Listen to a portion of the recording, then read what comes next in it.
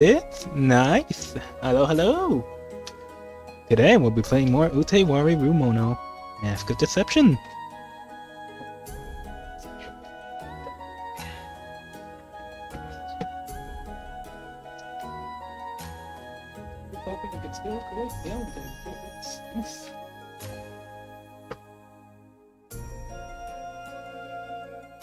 Triple C event's gonna start soon. My god. Oh, not sure if I have the mental energy. Anyways, let's begin.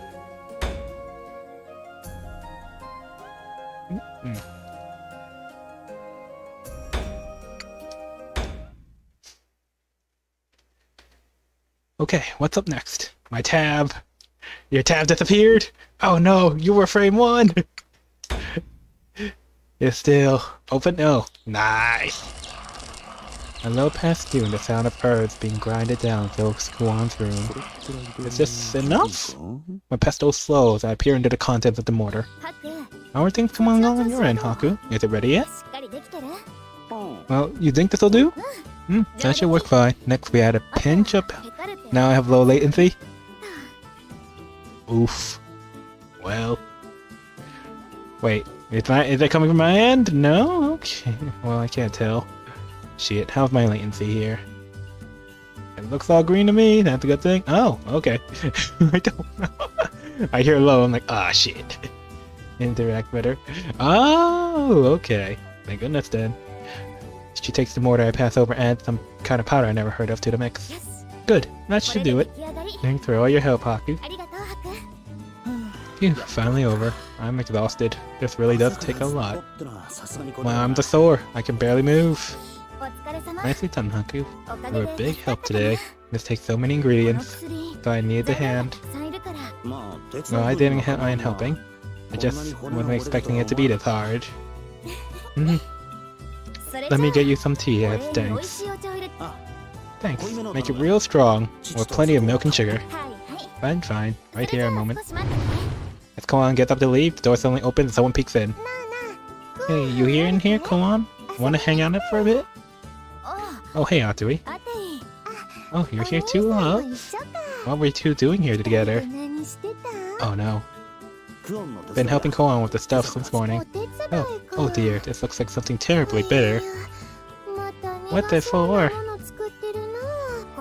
This one's a nourishing tonic. Thought I have Haku drink it. Hang on, do you want me to drink this medicine? Did I not mention it before? You've been complaining so much recently about being tired all the time. I was making my own poison all along. First I heard of it. You want me to drink this one? It's clearly gonna be bitter as hell. Don't worry, it might look bitter. It's really sweet and easy to drink. Sweet? She's lying. She gotta be. The only word that comes to my head when I look at this is bitter. I had a murky green paste in the bowl. Even trying to imagine the taste just makes my face contort. I really been expecting that. I thought all medicine was supposed to be bitter. Medicine doesn't have to taste bad to work. Me eating Hatsui honey.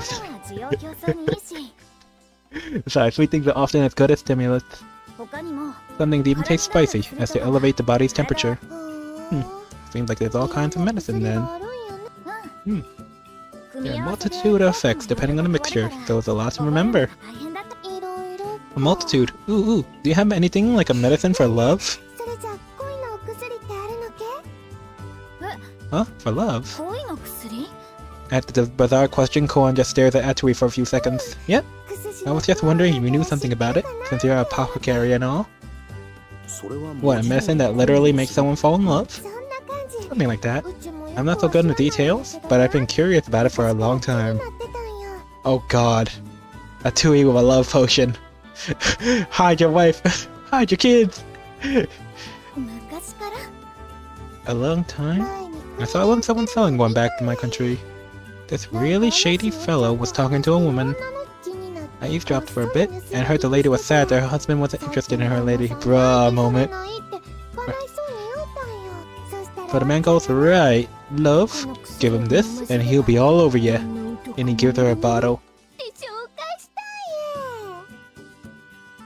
Oh no, all over her. So that's your medicine of love, Atsui? Oh no.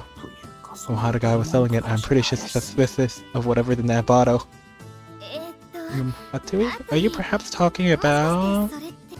I asked for one too, but he just got out and said, "You're too young, kid," and I couldn't get any. I suspected as much. Go on, get the understanding, not apparently realizing what she's talking about. I'm pretty sure this salesman of yours was talking about an aphrodisiac. Aphrodisiac? Seems like Atui's never heard the term before. She tilts her head in puzzlement. Oh no. What's that? What kind of medicine is it? Is that a proper medicine of love? Well... no, it's not. What kind of medicine is it? Well... how do I put this delicately? It puts you in a state of horny, and you need to be bonked on the nose to get you to snap out of it. Atui leans over, focusing intently on Koan. She seemed very interested in this topic. It stimulates your body so that you, You what? What is it? What does it make you do? Thirsty Koku is a thing to be feared. Haku, why don't you explain it to her? Koan's gaze drifted from around the room and finally settled on me, her face bright red. I'm sure he can explain it better than me. Right, Haku? See? He says he'll explain it to you. Inferno. Infinito Horne. Me? Are you the authority on this horrible stuff? Just explain it to her. Koan quickly turns away after making her demands. Why is she acting like that? She seems pretty agitated. Whatever, I don't see any harm in it. Well, to put it blunt, aphrodisiac is a sexual stimulant. By manipulating body chemistry, it makes one more inclined to fornication. So when you drink it, your libido greatly intensifies, so you'll be consumed with your own lust. That's actually very well put, actually. Koan's blushing furiously. She's staying quiet, but I can see her ears perking at every word I say. Ooh, it sounds like a proper jump of passion. You think that'll make someone fall in love with me? Run away. I mean, loosely speaking, sort of. But I think you're misunderstanding what this stuff is meant for. Oh, that sounds lovely. Wonder how a man would approach me after a setup of that. I'm scared. Seems like she's not listening to a word I say anymore. She's off in her own little world. A sip? She's gonna drown the man in it. Freaking force it down its throat. My gosh. She's not listening at all. Wait, do those actually fit? If I remember right, most of the so-called aphrodisiacs are fake. I've never heard of one actually working. Koan, quick question. Are there any real aphrodisiacs? What exactly is that supposed to mean? Just curious. I've heard most stuff they call aphrodisiacs are just fakes. Oh dear, is that true? Yeah, I heard most of them are just stimulants, or they energize you a bit. And when was that one fake too? Now that I remember, that lady looked awfully disappointed the next day. Oh. What's the answer, Koan? Do real aphrodisiacs exist? Tell me. Koan backed off a little, pressured by the combination of innocence and resolve in Atui's eyes. They do exist in a manner of speaking. I've been taught how to make such substances. Oh no. And just so we're clear, I'm not gonna make any for you. Why? It sounds like fun. Just as Haku said, you're misunderstanding the core problem. But the medicine does make a man want a girl, right? That's what you said. It makes them want. It just excites them. But it doesn't mean they fall in love. Oh, so it's different. So does a medicine for love not exist? That's not quite true. I'm pretty sure you're looking for a love potion. A love potion? So if someone drinks it, they'll fall in love with me? Real, proper love? God, I'm getting freaking... I'm getting Harry Potter vibes, like Voldemort's mother. Get out of this. Why would you tell her that? Something like that. Like, could you make it then? I could, but preparing it would be a little complicated. Excuse?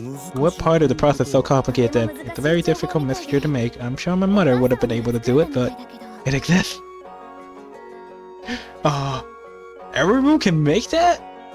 Shit. Now I'm questioning their entire relationship between Eru and Hakuro. I see. it would be possible for you to whip it up. Atsui droops her shoulders, clearly disappointed. I'm not saying I can't, but since handling requires a lot of care, I've been forbidden from making it. Forbidden? Why is that? That kind of potion is considered taboo. Forcing someone to love you is a form of mind control. Only Oh, so it's a mind control potion. If something like that gets in the wrong hands, it will be disastrous. You see the implications, Haku? Yeah, true. If that was common, it will be a huge mess. Make a Uo drink it, and you'll be set for life. Heck, it will only take a single potion to take control of a whole country. No wonder she's antsy. So you're saying it's a terribly dangerous potion? I suppose I mustn't ask you to make it then. You know, how incredibly Goku of her. That's why Mother told me time and time again to never use it. So it's not like I can't make it, okay? But isn't that curious? Oh, thank God she didn't know. What is it? Rare to see you this serious about something. So, well, if this potion is so awfully dangerous, why do they still teach people how to make it? Stop. I've hated it. Oh God. That's right. That sounds like you keep passing down the formula. The fact that you can make it means somebody, somewhere in the past, has confirmed that it works. Just plain mystic message. Lady's got a point. Pretty sure there, Tui. Huh? Go on. Do you know any stories or any people who've tried it? Say maybe your mama or something? I don't think I've heard of any stories of being used recently. Boy slowly averts her eyes but Atsui's wide and curious stare. Doesn't have to be recently. I ever so of you told me. The more vague answer Koan gives, the more Atsui zeroes in on her, shifting closer. Why do you want to hear so much about it? Do you have someone in particular you want to drink it? Me? No. Nobody popping into my head. But you know, it sounds like such a laugh. You know, that exact motivation is what caused the universal survival arc. I get the feeling you won't really like the story, Atsui. So you won't really tell me that? Let's leave it at that. I'm gonna make some tea. Why, Koan? Why? Atsui pleads with her, but Koan quickly escapes into the hallway, dashing off with a clatter. They do exist. I'm sure it'd be a real hassle of people who know how to make them. People will do anything to get a hold of it, and makers will have to run like Koan's doing now. Come on, Koan, pretty please. I really want to know. I said no! Damn. Two of them continue a pointless cat and mouse chase for the rest of the day. Aww.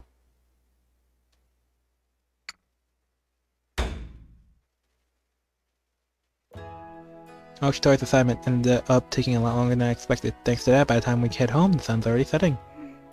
Nakane walks silently a little ahead of me. Guess it's pretty rare for it just to be two of us out like this. With that crossing my mind, I call out to Nakane. You tired at all? It's only natural. We have just performed our task. She answers me without even looking back. No reason to rush home, right? Why don't we visit the shops before we get back? Our task is not complete until we return home.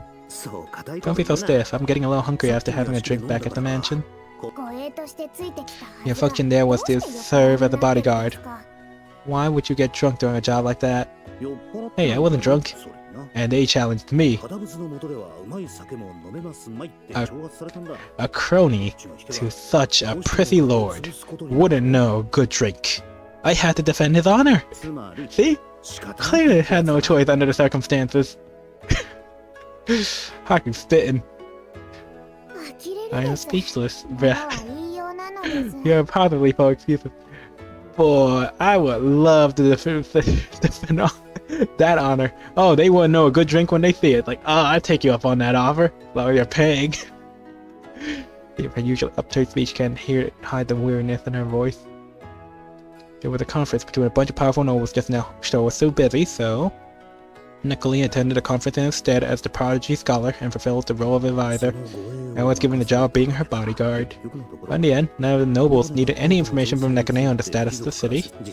So then, we were just sitting around uselessly to appease the nobles. That's why Nakane is in such a foul mood. You know, when I see her walking like this, she looks like a normal little girl.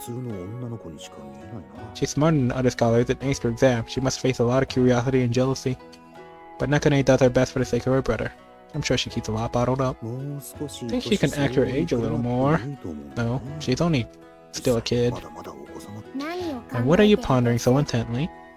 She's sharp. Guess there's no helping it. I try not to be such a busybody, but Hey, Nekone. If something troubles you, you must speak of it freely, not keep it pent up. That is best after all. You have a bad habit of trying to take on all the burdens into yourself. You can move forward to rely on others a bit more. Oh, he's using the Oshitor voice.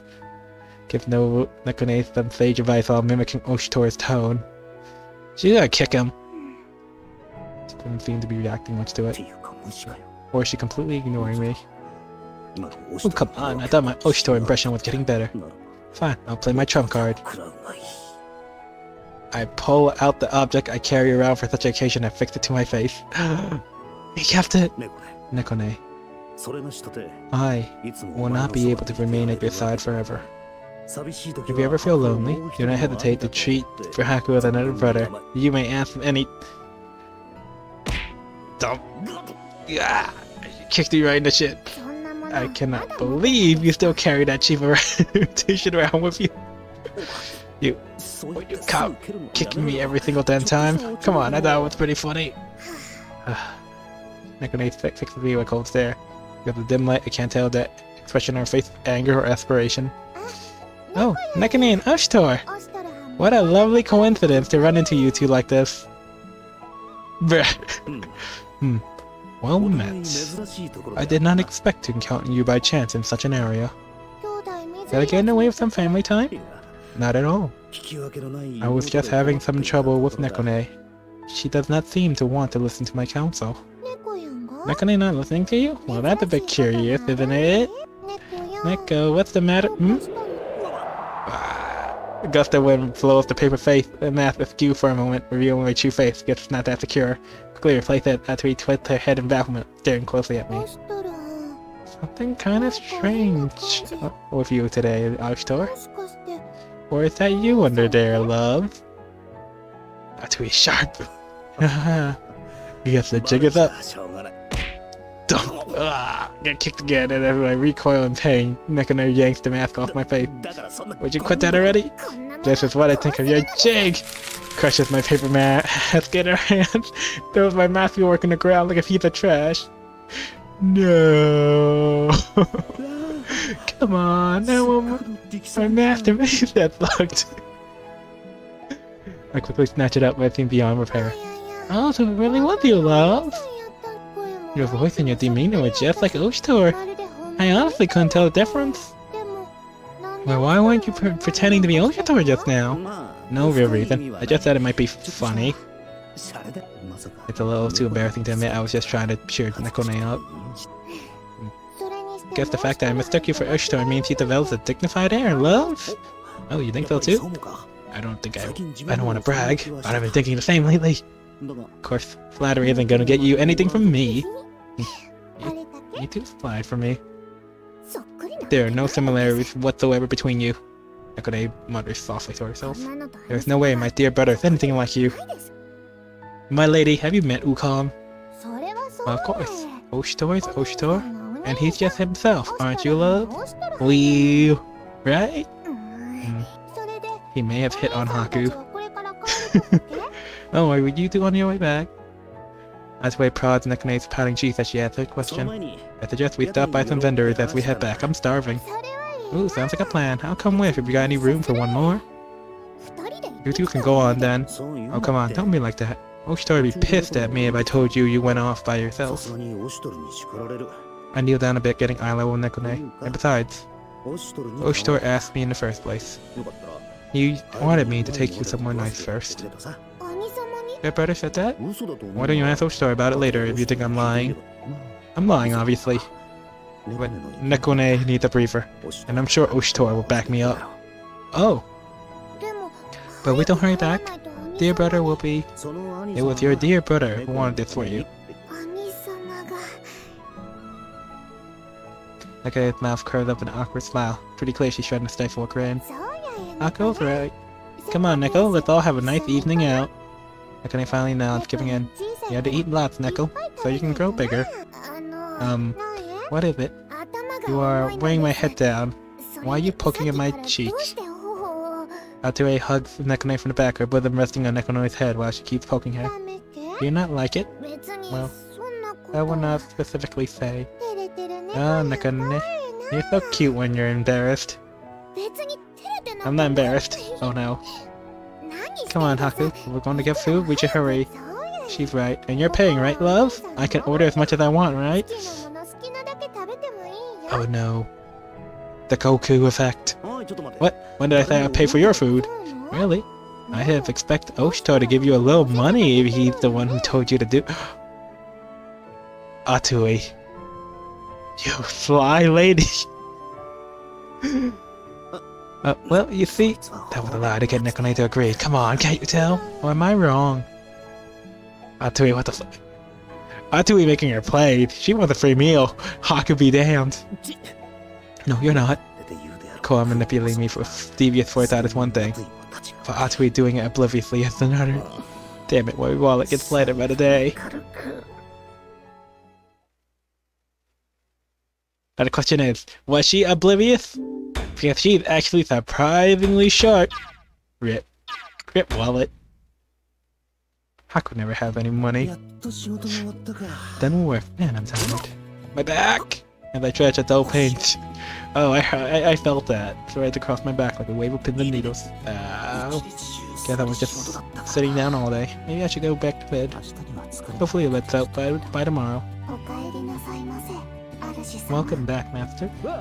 Oh, it's you two. Don't scare me like that. Felt that this morning? Yeah. Jump back, started by the twins in the darkness in my room. I never know when they'll show up. Sorry. If you need something, you'll just wait until tomorrow. Right now, I just want to go to bed. Fatigued. You seem very exhausted, Master. Allow us to help. No, how exactly do you plan to help? Healing. If you don't mind, we can help you relax. Lie down. Please lie face down on your bed. Face down? They usually try to seduce me every time they get. I'm wary of any of their suggestions. Luckily, they stop spontaneously stripping us up to go to bed, but still, I don't know. Massage time. Can't help but hesitate before following their directions. I'm scared. We'll massage you. I'll give you a covering rub down so it may help you relax. Just the shoulders. Only touch your shoulders and back, so we'll help you feel better. It'll be over quick. All you must do is count the stains in the ceiling. It'll be over in an instant. That doesn't jive. The man's gonna be laying face down. How is he gonna be able to stare at the ceiling? How do I look at the ceiling while face down? Dude, don't seem to be listening to me. And slowly closing on me as they flex their fingers. Oh no. Fine, whatever. I'm trying to get a read on the action anyways. They could do something on my back in this pain. Gladly accept it. Call the instructor and allow face down on my bed. This okay? Now relax. Please relax every muscle in your body, Master. Sit on either side of me and place their hands on my shoulders. Feel the warmth from their hands due to my clothes. Now then, we will begin now. Camera spin a little yelp of strides when the hands begin to move. My right and slow pants from my neck down to my back in just the right pressure. Our roots tapped against me. Sarana.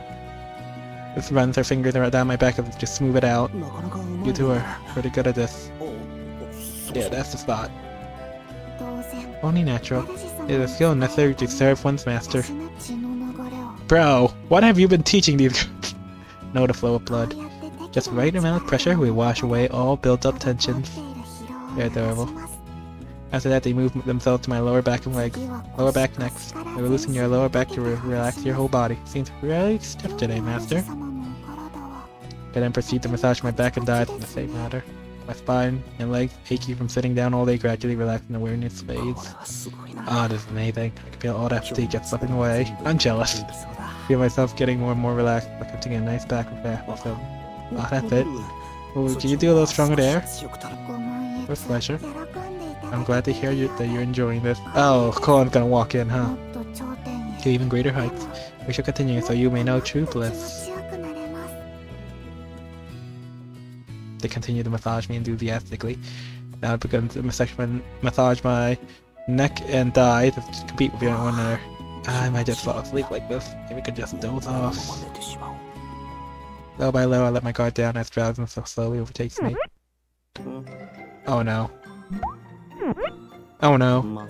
That better not be. Try to laugh off it. The sensation definitely felt like. Oh, come on! Gotta find Uru's exposed eye right in front of my face. One-track mind to pair of them. Also, just there's also a closer hiking up, exposing yourself. Must have learned that I'll run if they're too open about their intentions. F. Can't trust them even for a second. Whatever, I'm gonna take a nap. I'm sure they'll give up eventually. As I remember to myself, the giant begins to overtake me once more. Whatever, I must sleep. Take those overhead. Twin goes for my top half, the other for the bottom. Wrap their legs and becomes running them back and forth. What? Oh, okay. What that noise? Wish they'll quiet down a little. Oh, okay. Oh no. That really feels relevant. Whatever. I think I'll be fine just going to sleep. I'm sure if I fall. Master? Master, something the matter? You're so dozed off no matter how much they try to seduce me. It doesn't work and I sleep. No reaction. Seems he's fallen asleep. In that case, we will continue where we left off. They recover the master as he breathes with me and they carefully get up. All according to plan. Oh no. All that's left for us to finish. Thought he began to take off his outerwear as they marked the final touch. Completely asleep and breathing softly, his torso is now completely bare. And now? Master, do you? Oh. Why does my body feel so light all of a sudden? Falling asleep too. What just happened? Bruh. Bruh. Bruh. Oh, this is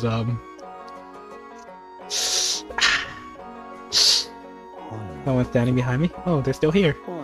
Hey, could you keep going? My body still feels a little stiff. Call that twice. I feel them standing behind me. Keep going. I want to do my back next, except especially around the spine. Are you sure? Yeah, make it a little stronger if you can. Alright, if you exist. My back is not supposed to make those sounds. Oh no. It's the exact opposite of relaxation moments ago. It's excruciating. I try to get up. They're standing on me. I can't get out. Okay, you have to stand still. Go on. You're pretty tired. You're stiff all over. Do it a little stronger, just as you requested. Please, no, kill him, wait. Wait, Aru and Sarana. Only saw you lying in your room when I came in. What? They were here just a moment ago. Still pinned down, I craned my head to look around frantically. Then I hear, when the hell did they leave? You have to get off. You've done enough. No, you need to get all the tension points relaxed before you fall asleep. Looks like you're still pretty exhausted. I'll keep going for now. F. Please, no. Now I need you to lie still. Then presses down on my shoulder blades, grinding her thumb into my back. Oh! Please, mercy. This continues the only sleep I'll be getting if the one where you never wake up from. These pressure points might hurt a little, but they work. Don't grin and bear it, just tell me if it hurts. It hurts! Oh, then maybe you need to bear it a little more. Please, go on. Oh, no. Feel Joe the pain shoot through me as Kalan jammed their finger into where my back and neck connect. The reality that was washing over me is long gone. Oh, did it tear down like the... There is no way remaining in the room who can answer my question. Interrupted. Yes, Kawan's actions have interrupted us. Change of plans. Seems we may have to rethink our strategy a bit. Next time. Yes, next time we will succeed in enticing Master. I mean, at least they're waiting till he consents, I suppose.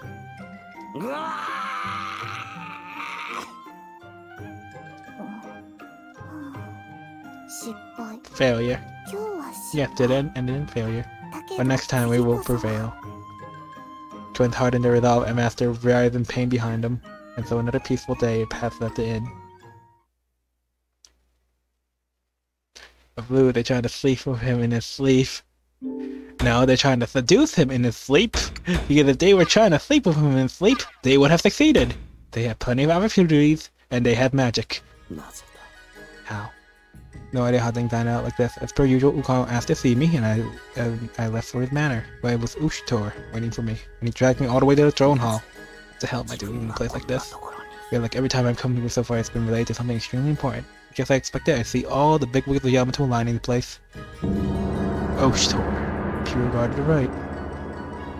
Ushtor on one side, Mikazuchi on the left. Munichika! Yeah, standing a little way away. Oh god. And that giant rear eye, I think, that one of the other barriers of the Akuruka, like Ushtor. Whoosh. Good guy the whooshes. He's the guy in the 8 Pale Generals in line. There is Raiko. Over there is Mikazuchi's brother, Raiko, the undefeated general, if I remember correctly. Oh god. The chunk. Great, he's here too. Talk about cliche corrupt government official. Wait though. Kinda relieved to see him. He's easier to read than the others. And in case, all the government and military officials that glanced within the court are all here. Quite a distinguished gathering. Civilian like me definitely doesn't belong. Ushtor. Yes. Why exactly am I here? It's obvious I don't fit in with this crowd. You were summoned here by direct order of my liege. You belong here without question, Haku. What? Bro, what the hell were you thinking? Talking about having me succeed him and all, but is this part of that? Better not be planning on revealing a relationship to all these people. Who is that man? That face is not one I've seen before. What is a man like that doing in our midst? Curious gazed the official around us, all concentrating on me. Like sleeping on a bed of nails. Why does this stuff always happen to me? Don't know what it's about. I just want to go home and sleep. I feel ya. As I stand there thinking to myself, I notice the hall sounds quiet. He comes. A liege now enters. Okay. Astral bamboo blinds open up to reveal a man in an extravagant wheelchair, the Mikado, my brother. That is Hanukkah, followed by a number of court ladies. You may all lift your heads. At Hanukkah's voice, all retainers within the hall humbly raised their heads. The Mikado lazily cast his eyes across the hall. Your valor in the previous war was commendable. Those Urushans have now surely learned their place and will trouble us no longer. We need no praise. We hone our skills for your use, my liege. We conquer all who oppose the throne. Good. The recent past has given me much cause to rethink my philosophy on the governance of this country.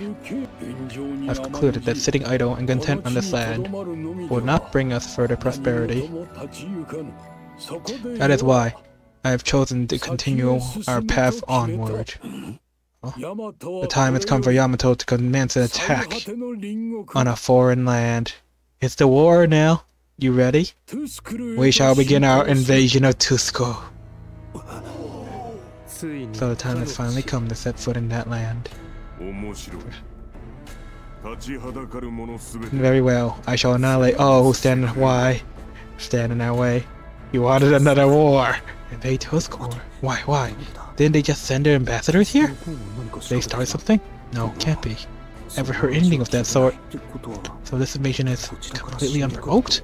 Bro, why are you doing this? Well, if you die, you'll... What am I gonna tell? Go on. Ushtor, my liege. I will hear your opinion on this matter. The hall suddenly fills with restless murmuring. Clear the other generals are upset. They can't understand why Ushtor was chosen and not them. Understood. Ushtor bows as all eyes focus on him. It pains me to say that I must disagree with you, my liege. Oh. Air in the hall freezes at these words.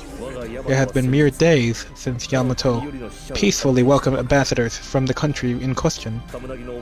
Two Kamunagi wished for peace between our nations. We have the chance to forge a strong alliance. What's more, the invasion will require that we cross the sea, costing ample resources and time. Even should we claim victory, the differences in ideology will cause unrest in occupation and governance. I ask that you please reconsider your decision, my liege. Surrounding murmurs breathed in valiant, indignant outrage. Ushtor's argument is a reasonable one, but those in the hall don't seem to have taken it that way. Silence that impudent tongue of yours, Albustor. How dare you speak of her to our liege with such audacity? Bold of him. Bold move at it. Yeah, you old raggedy old bitch. Oh, you're down ready. Lord Oshitor. Mikazuchi remains silent. Michika wants to say something, but can't even gather the right words. Isn't good, no one's on our side from this one. Control yourself, you are in the presence of our ruler. I see. And what about you? What do you think, Haku? Huh? I will fight the entirety of Yamato. Cut by surprise. For several seconds, let's just stand there, dumbfounded. I will hear your perspective on the matter. You may speak. For some reason, he turns to me next. I feel all eyes turn to me. Damn it, man. How are you doing? What? All besides Oshita, Munichika, and Mikazuchi stare as if unable to believe what is happening. Believe me, I'm with you guys on this one. This is how anyone will react to the Mikado suddenly asked. Some random nobody for their opinion. I can feel countless piercing gaze boring into me. Surprise, confusion, curiosity. Among the emotions in their gazes, I'll sense anger and even enmity. Give me a break. I've attracted enough attention just being here. What are you thinking, man? Bro. Just standing here silently is giving me things worse. I should probably give my honest opinion in this case. I agree with what Oshtor has to say. Oh, you too with the Fire League as well. God, this guy's scaring the shit out of me. I wouldn't say defy. I just answered honestly, since he asked for my opinion. And who permitted your presence here? A worm like you is unfit to even exist in such a place. Yeah, you definitely have a point. A worm might be a bit much. However, you wasn't this. Haku has been granted leave by our liege to be present here as Oshtor's subordinate. If you would question his presence, that's tantamount to questioning the will of our liege. Ooh! It was I who gave him permission. Stand down, Varai. As you wish. The giant man gives a deep bow to the Mikado and backs down from me.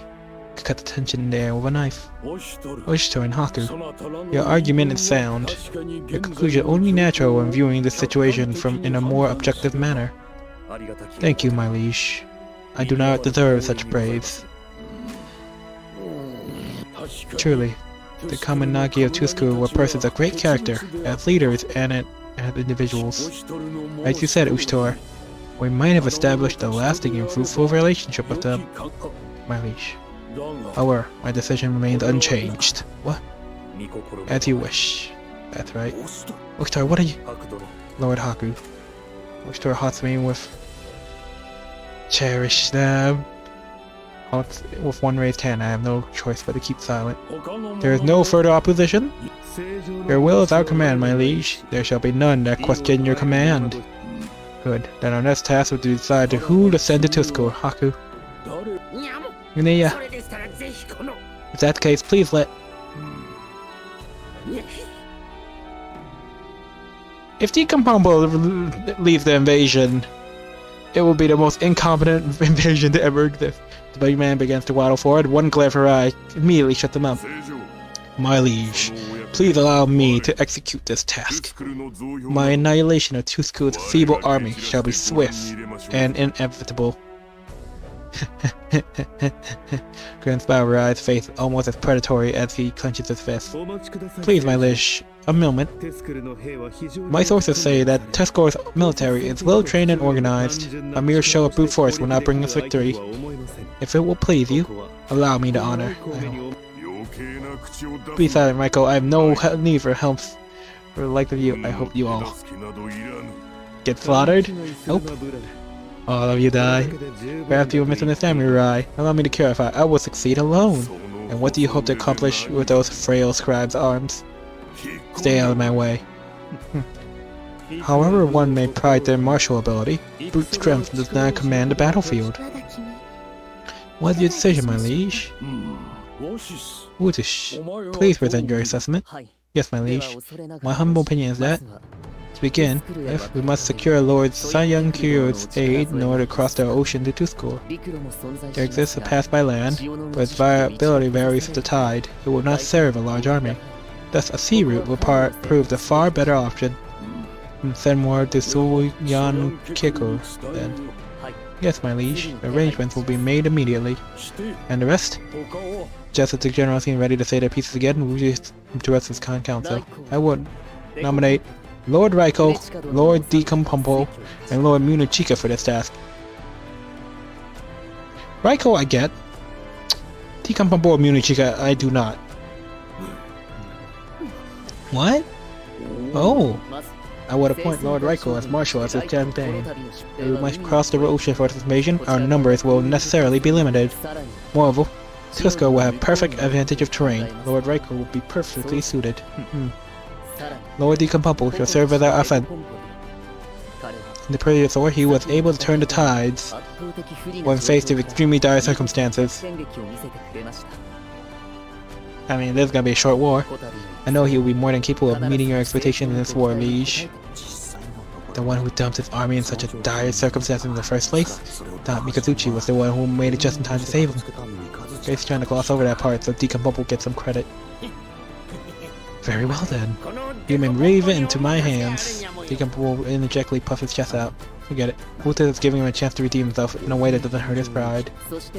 And certainly, I believe Munichika will be obvious the choice for our defense. Sure, she will fight in a fashion befitting of one bestowed the title of Guardian. Lord Wutis, it's my responsibility to defend the Imperial capital of my life, should need ever arise. This duty was granted to me by our liege. It must be held over all else. I cannot leave this land. Yet the invasion of Tusco is the will of our liege as well. Our liege's desire is our desires. Is this not so? Very well. I humbly accept this task. As Munichika bows her head, Utus gives her an apologetic look. Voice sounds secretly ulty. She is a mother figure. In Lady Munichika's absence, Lord Oshtor, her duty of defending the Imperial capital falls onto you. Understood. That is all. Lord Raiko as Marshal, Lord Decompumpo for offense, Lord Munichika for defense. You know, if they had Lord Varai for offense and Lord Lady Munichika for defense, that'd be one heck of a battle strategy, but those would be my nominations to lead the conquest into Tusco. Give Decompumpo lead, and there's just gonna be a failed expedition, my liege. Very well. Hold with this. You have some objection? My name was not mentioned. Indeed not. Lord Varai, I would have you protect the Imperial capital alongside Lord Oshtor. Varai's eyes narrow at Utis' curt response. Oh jeez, can you talk to him like that? The guy looks ready to explode. I've read the reports from the campaign in Urusha. It will appear you dispatched a great many of the opponent's enemy's forces on your own. What of it? It will also appear that a majority of those you killed were Nawakans. What is it that you were trying to say? As you may already know, the Nawakans were forced to fight after their families were taken hostage. If you had eliminated the enemy commander sooner, the Nawakans may have very well surrendered. Much of this bloodshed could have been avoided. Laughable. You have me show mercy to weaklings such as those. Our current campaign requires us to fight an enemy in a wholly unfamiliar land. It's imperative that we move according to plan and maintain order in the ranks. But you have been observed to take far too much pleasure in the thrill of battle. I might almost think you aim to say that I am a liability. Kinda. What I mean to say is that each person is fit for specific duties and unfit for others. You there. Calm yourself, Varai. Your might is a great asset to me. I promise you the day I need your strength will come again. Such words are wasted on the likes of me. Thus do I ask you to stand down. Preserve that strength until the day comes when I require it again. With his words seem harsh, with Mikado's support behind him, there's not much Varai can say. As you wish. Though his reluctance is clear, Varai finally backs off, calm and stone-faced. For Lord Mikazuchi, I wish for you to continue the eradication of the remaining Uzurushan resistance. Mikazuchi kept his silence through all this chaos, but seemed to have no qualm with his task. Very well. That is his only response, along with a nod. Udis continued to instruct the government and military officials lying in hall. He's good. He managed to organize all these temperamental individuals just like that. I figured him to be more helpless from his looks, but I guess I was wrong. Makao nods approvingly from his throne. Looks like that Wuta guy has my brother's complete trust. Not skilled on the field like an old Ushtor and the rest. I guess he's a master of all things political. English, huh? Conference eventually comes to an end and officials begin filing out one by one. To have a man of such questionable background and subordinate, learn to temper your caprice, Lord Ushtor. And you, I hope you do not forget that our Lord Liege's great magnanimity is the only reason you are here. Sure, whatever. As we leave, we are bombarded on all sides with harsh criticism. I keep my face polite and blank. I thank you for your words of caution. On the other hand, Ushtor turns to them and gives a grand bawling response. Guess he doesn't even want to cause any more trouble by retorting back at him. Well, he'll never have become an Imperial Guard if he couldn't do anything as simple as this. In any case, no point in me staying in an awful place like this. Better get back to the Hakurokaku. Guess I must think to myself. Vision goes completely dark. I look up to see what's before me and see a giant wall before me. Sure, this path didn't end in a dead end. Oh god, it's Varai. Ah! Varai. Looks at me with cold, sharp eyes as though he's trying to intimidate me. I'm sure he can kill someone with stare alone. Can I help you? Almost feels like he can't hear a single thing I say. Varai stares at me and Ushtor in cool silence for a while. Eventually turns around and leaves. Can't help but let out a sigh of relief. Holy shit, that was scary. I am sorry. The fault is mine, for I does not think very highly of me. I once managed to tarnish my reputation as undefeated champion by besting him in a tournament. Took all my cunning to outsmart him and claim victory, but he deemed my strategy despicable. A fiery laugh scared Ushtor as he speaks. Wait, you actually managed to beat Varai before? God, Ushtor the monster too. Varai, huh? All generals of Munuchika seem pretty quirky, but I might never see eye to eye with that guy. You must not speak so. That man's loyalty to the Mikado is beyond reproach. None compare as an ally. As an ally, huh? It did look like he had a fair amount of animosity towards Ushtor. Yet the existence of the Mikado is absolute enough to unite them all. Really don't want to be thrown in the spotlight like that again. Come on, bro. Give me a break.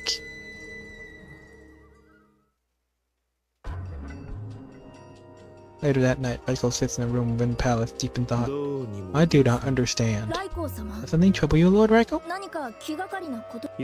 Yes, this invasion of Tuskur. It feels much too rushed. Why would our liege rush to such a decision? What are your thoughts on this, Shichiria?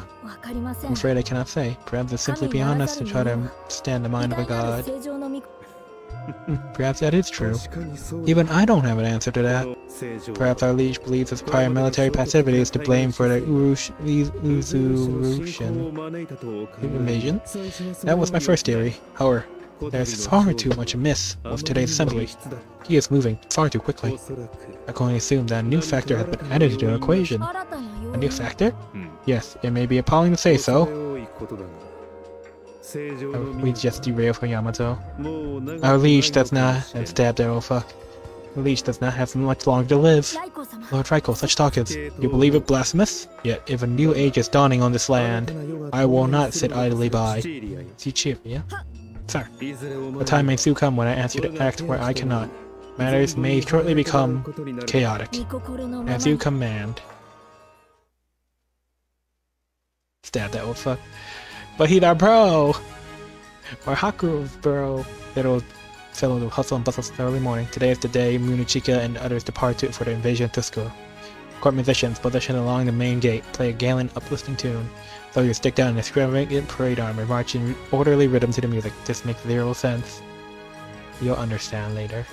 You won't like it, but you'll understand. The people of the city wave and cheer as they watch the soldiers march past. All seem confident that Yamato will again be victorious, and their eyes gleam with excitement.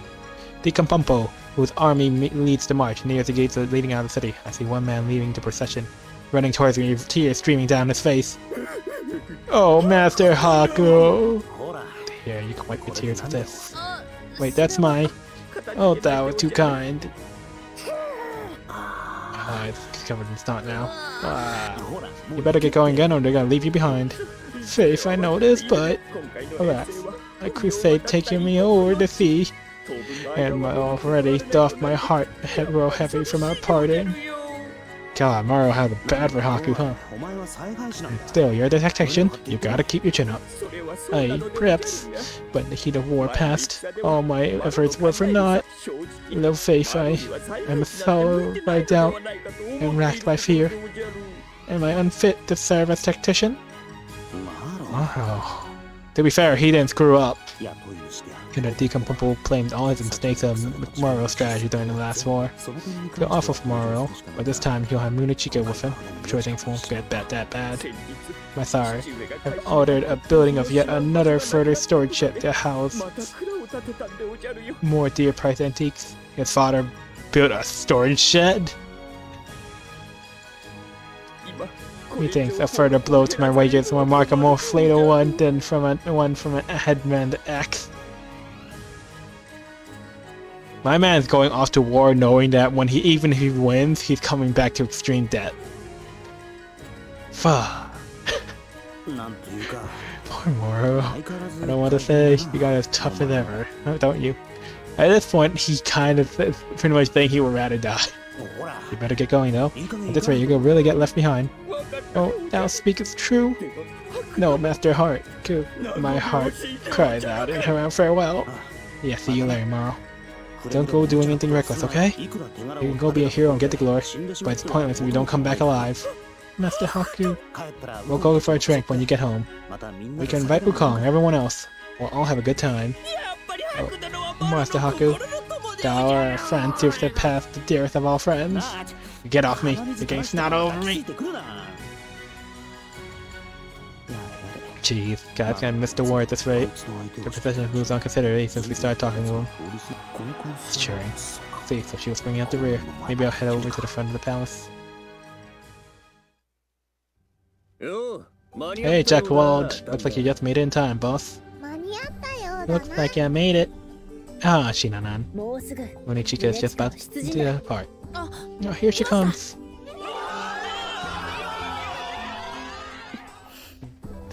Oh, she definitely looks damn snazzy with that. One of you will die. Ooh. Damn snazzy. Hey, why don't we go with them? Like hell. That's quite a lot of cheering for her. Just goes to show how much people admire Miss Munichika. Rosary's nod with a proud smile on her face. I will expect no less from her, and I'm proud to count her as a friend. Count the number of times you met her in one hand. When the hell did you become friends? And we could go. Let me switch sides, I kill you all. Oh, it's the princess. You would kill Shinanan now? That's cold, brother. Huh?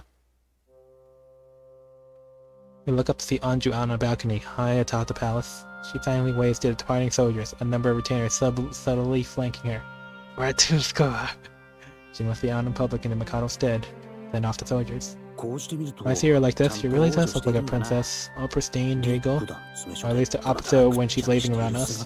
She looks like a completely different person. I would thought she'd make a fuss about Munichika leaving, but I guess not. Of course she does. She's the Imperious Princess after all. Anju looks a little forlorn. I saw Munichika mouth the words I have to go now. And Anju slightly nods. Ah, there goes Munichika. Maybe later I'll buy some of that candy for the princess loves so much. Aww. You may count on us to watch over the princess, Munichika. I pray for your safety. Knowing Munichika, there's probably nothing to worry about. I'm sure she won't do something that will make the princess sad.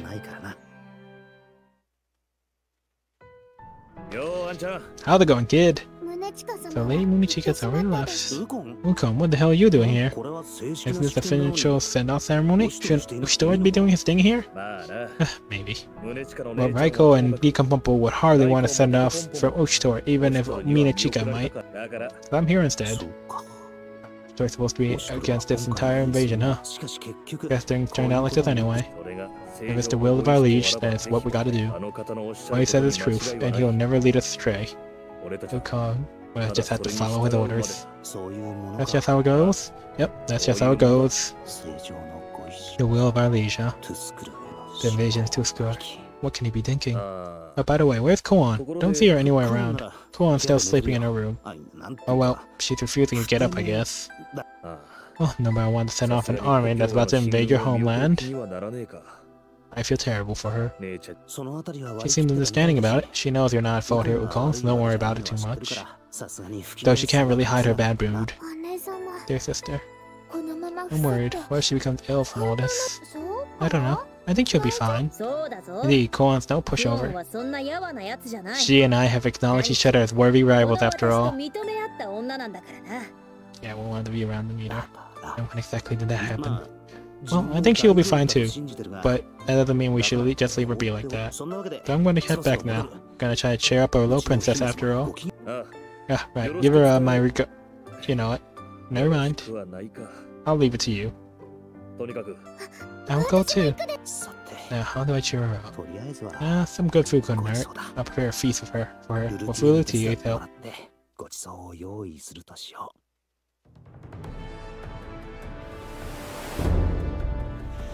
Ah! Oh, so that's the island path.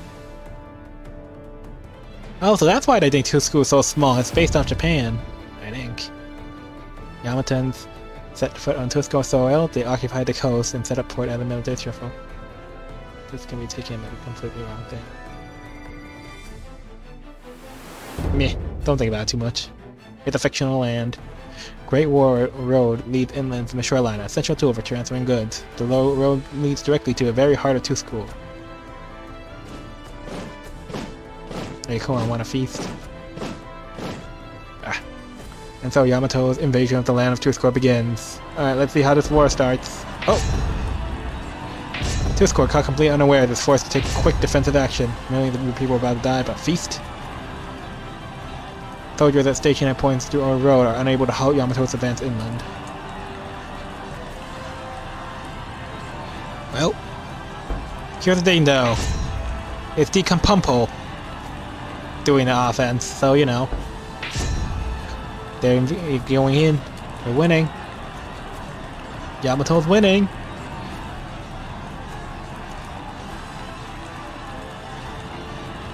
And now.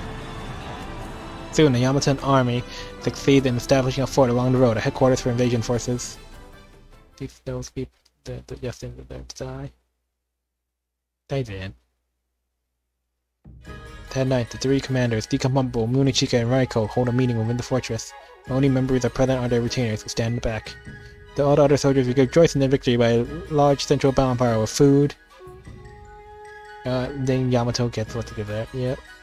Food, drink, and song. Sometimes the general can hear the soldiers' raucous laughter in the wind.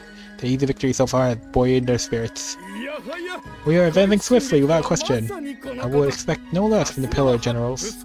Seems we have little to fear from Tusco. So this land where God sleeps. They're just a backwater little island. They pose no more threat than those Uzushin barbarians. Well, perhaps so. We shall continue to ride this wave of triumph all the way to the very heart of Tusco. Ooh, outstanding, Lord Decompumpo. But the Hohaku world doesn't wake up, he'd be furious. Oh, definitely. What great insight you have. Of course I do. You drink up too. Oh, thank you so much, sir. You treat this with far too much carelessness. We still know very little about this land. Much more, they still have the terrain advantage. We rush heedlessly in. We may find an enemy eager to welcome us, with heavy casualties. Your wish is granted. It's my opinion that we should proceed with caution. Well. Sounds like the strategy of a coward. I hardly believe such words will come from one of the proud 8 pillars of Generals of Yamato, Munichika. Being wary is fine and good, but we shall never see victory if we withdraw into our shells. Anyhow, why don't we ask the opinion of our Marshal, Lord Raiko? Munichika presents a valid point. General must never underestimate the enemy, regardless of their circumstances. Yet allowing caution to in excess to slow down our forces would be a foolish mistake. Whether it's a trap or not, I'm sure that with Decompumpo's valor, we may triumph over such obstacles. My man Raiko here, you're here out to use this man as bait. Yes, yes, exactly. Yes, I expected Raiko. Raiko? See if you have a solid grasp of the wider picture. He's straight up gonna use the Gunpumpo's forces as bait, just to see what the enemy has in store. Even so, Munechika, I am the one who appointed Marshal for this expedition. I am fully aware of my responsibilities. No doubt you have your own opinion on this, but I will have you obey my decisions here. Understood. If you can construct Deco's life as a pawn, I'm okay with this. So left furious but left mad. If you say I have much of a power to prepare for. Be Comnante, Moro, here we go. Understood. Aye, master. I will excuse myself as well then.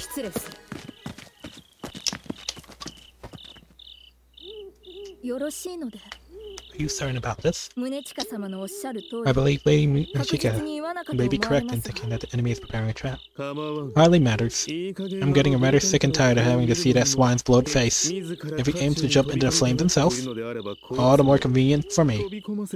He's more than welcome to. Of course. Regardless of how well the swine is roasted, I doubt anyone will find him appetizing. Cold assessment, my lord.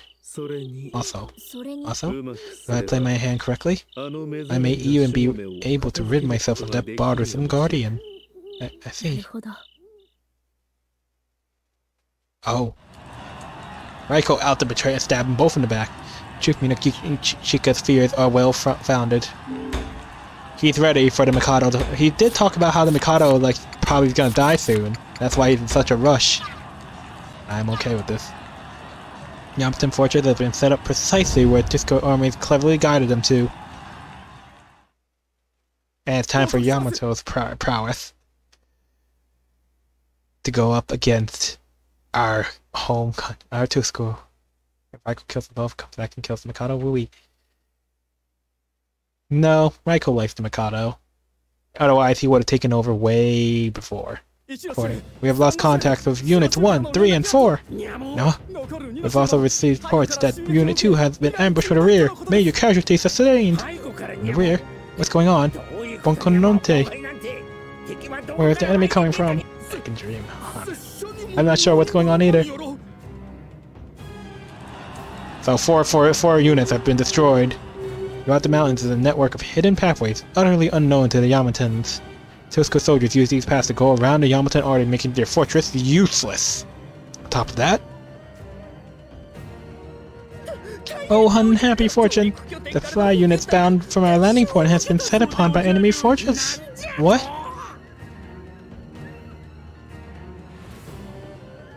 There's only one traversable road from the shore to the fortress. Every Yamatan supply unit heading by road in the fortress soon attacked and their supplies are taken. And there's nothing they can do. The Mikado just sent them all to their death. So it's come to this, just as I expected. He had 3 super weapons, and he brought Munechika the super defense. God, I think Wutus really sent them here to die. We can neither take the offensive nor retreat. We are completely isolated from the rest of the army. We have yet to clash head-on, but if these skirmishes continue, our forces will be whittled down. But who could have foreseen such difficulty? No, perhaps that's what she meant.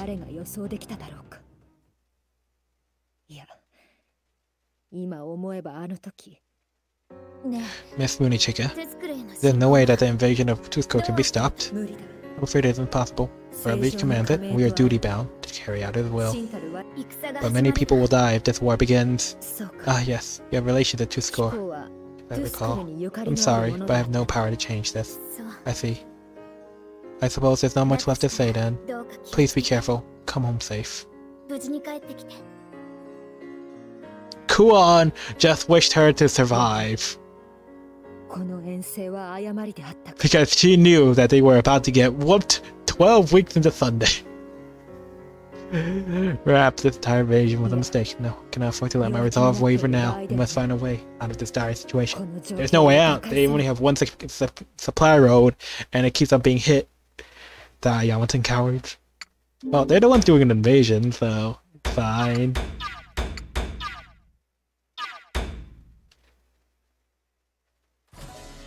So, Ushtor, what did you want to talk to me about? I came alone, just like you asked. Into the room to find Ushtor seated in his chair, eyes closed, as though meditating. Hey, you can still be a coward if you push.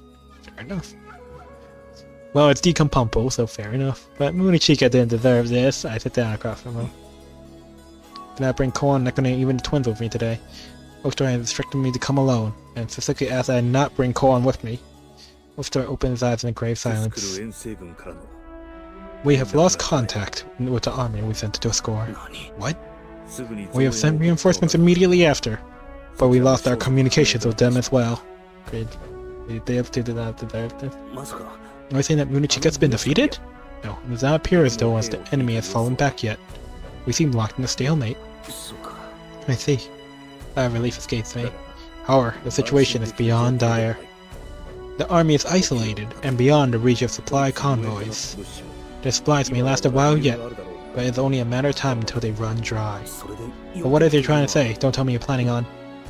Your keen mind makes this much simpler as usual. I will have you deliver supplies to our army. Figure as much. At the same time, depending on the situation there, I wish for you to lend your aid to Lady Munichika. No.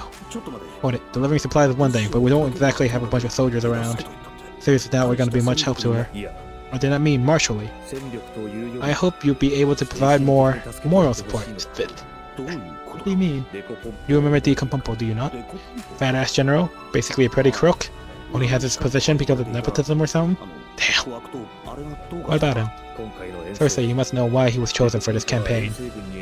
In the last war, he erred gravely, to put it plainly.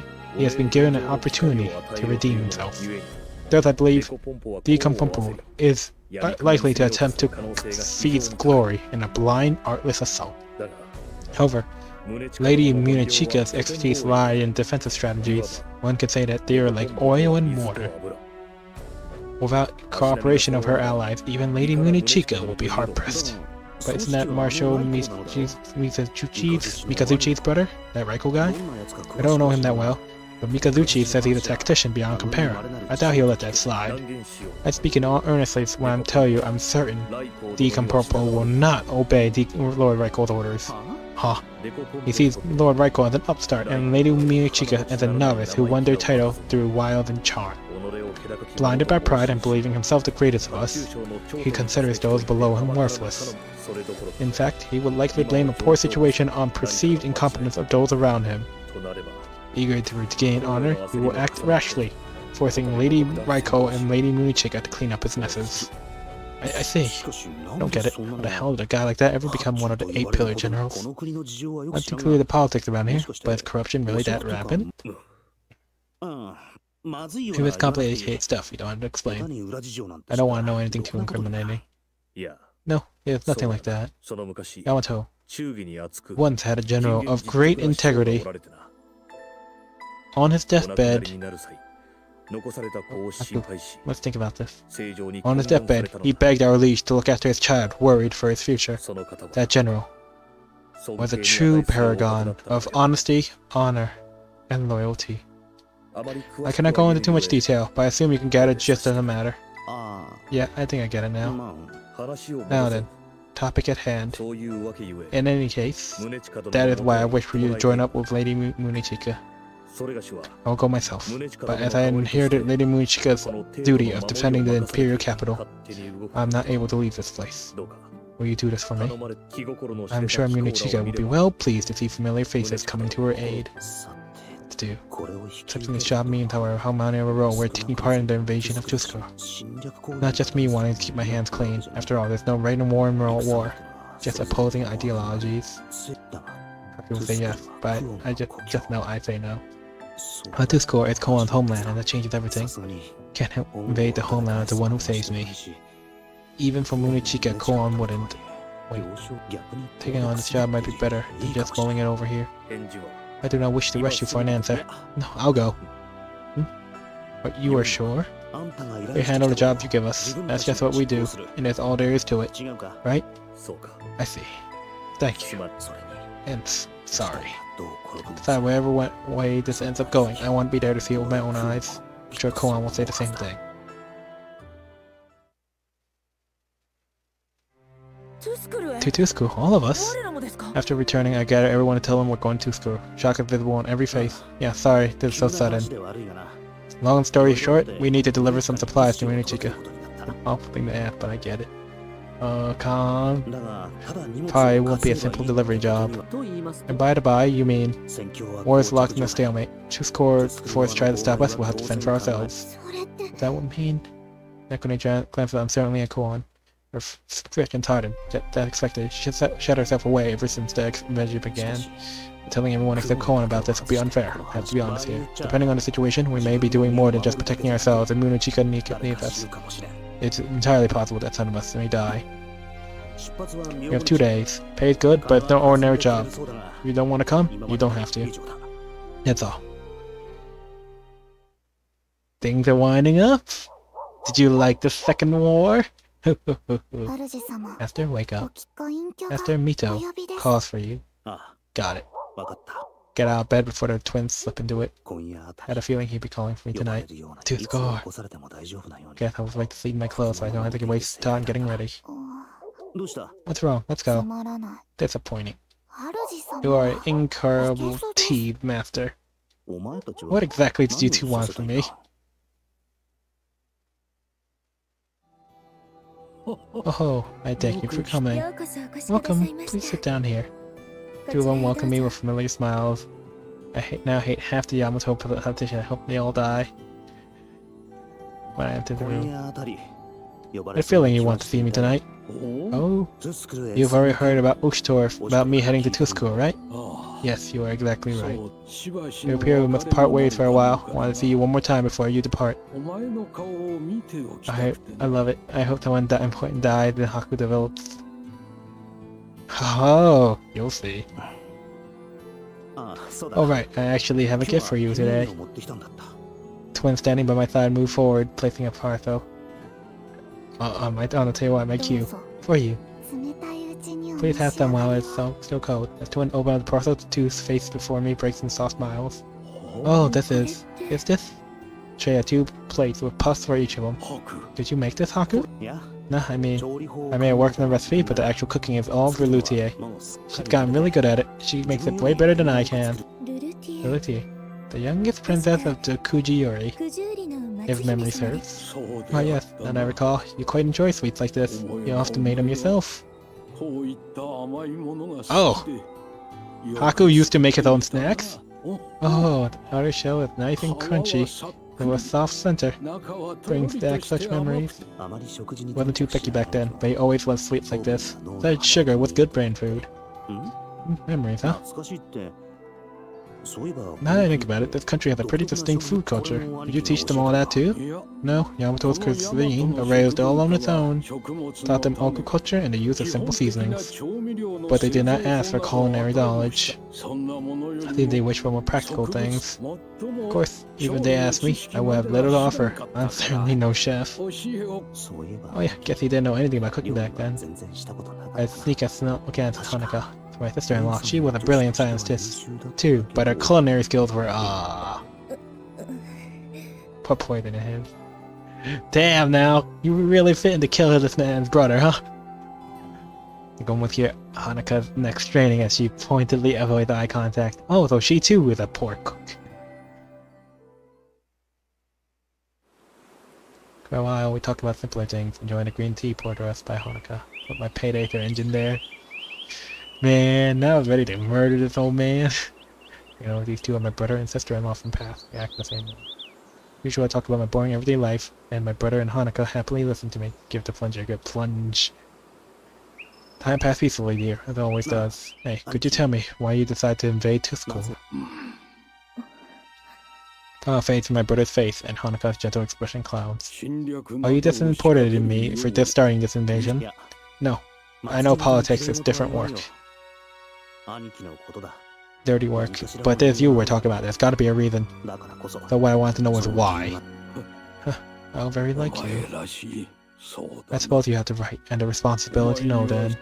You are aware of the region known as the Onkamayonkai within Tusku, the Holy Land where one who calls himself a god sleeps. Haku fucked me. Why? But when I probed further, I found the land is filled with myths, legends, and all manner of mysteries.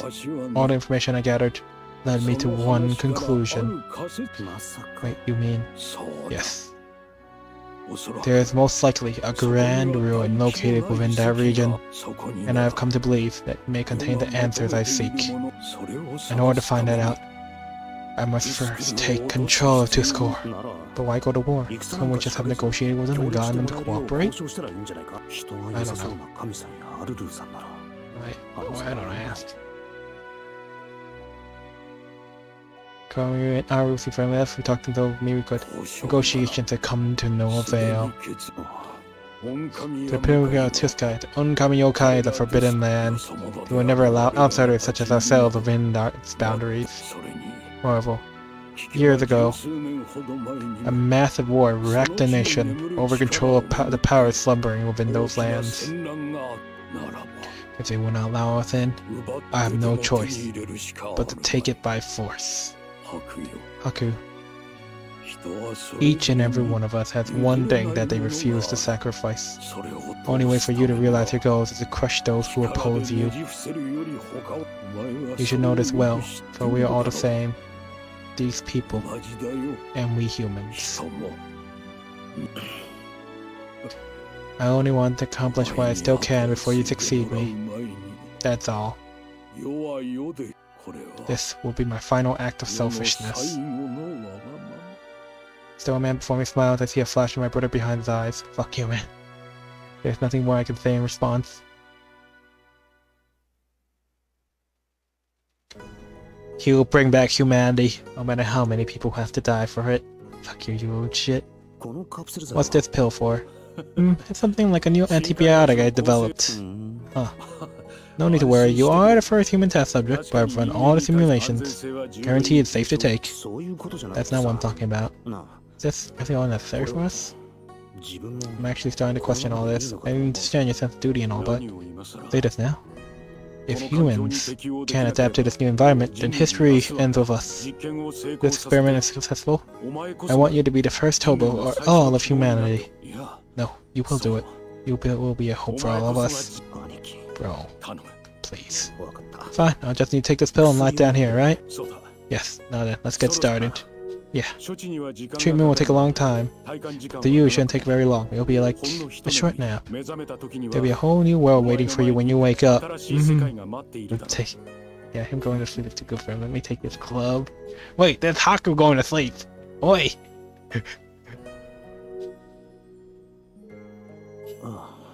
Getting kinda sleepy. All will look at you with envy. Yes. We will create a true humanity with this you. You will become the true. Yes, you are the first. And the last. Hope. Nito dying in his old age. Oh, okay. Well, I say, must be painful. Okay. I want you to create the future you this last. Mito only created one pill to experiment on Haku.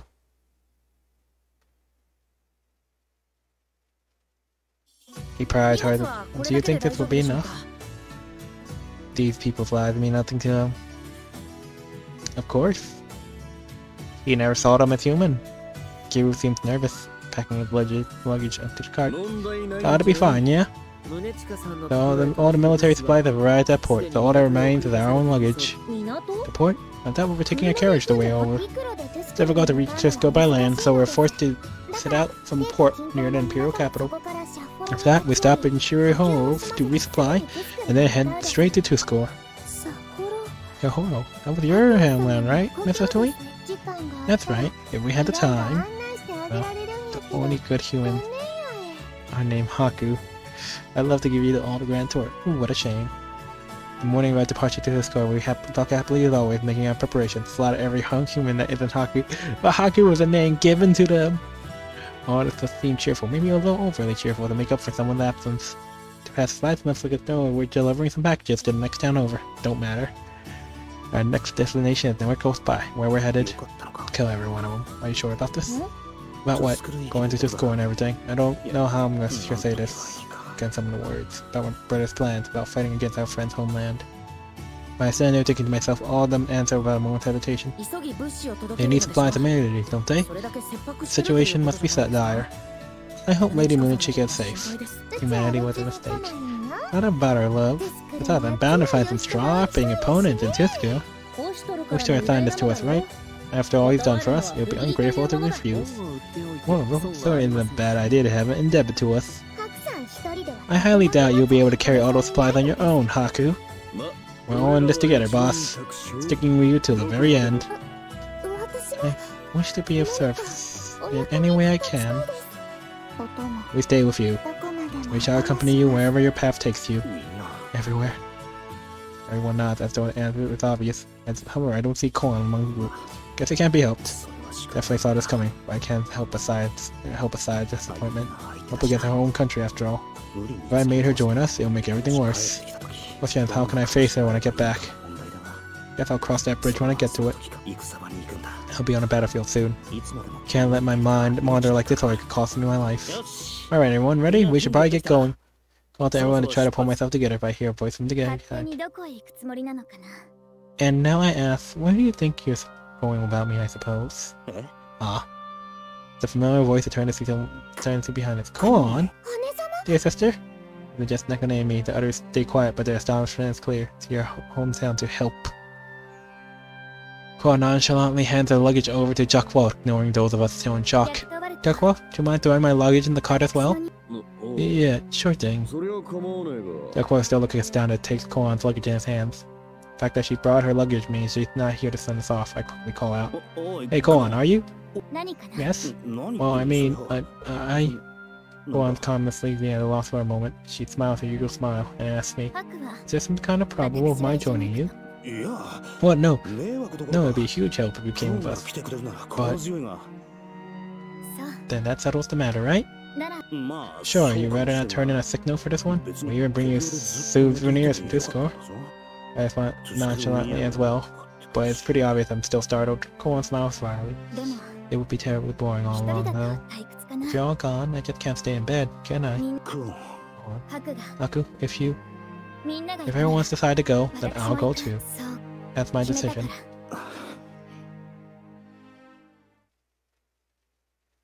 Koan's on Team Yamato. Woke up and chose war.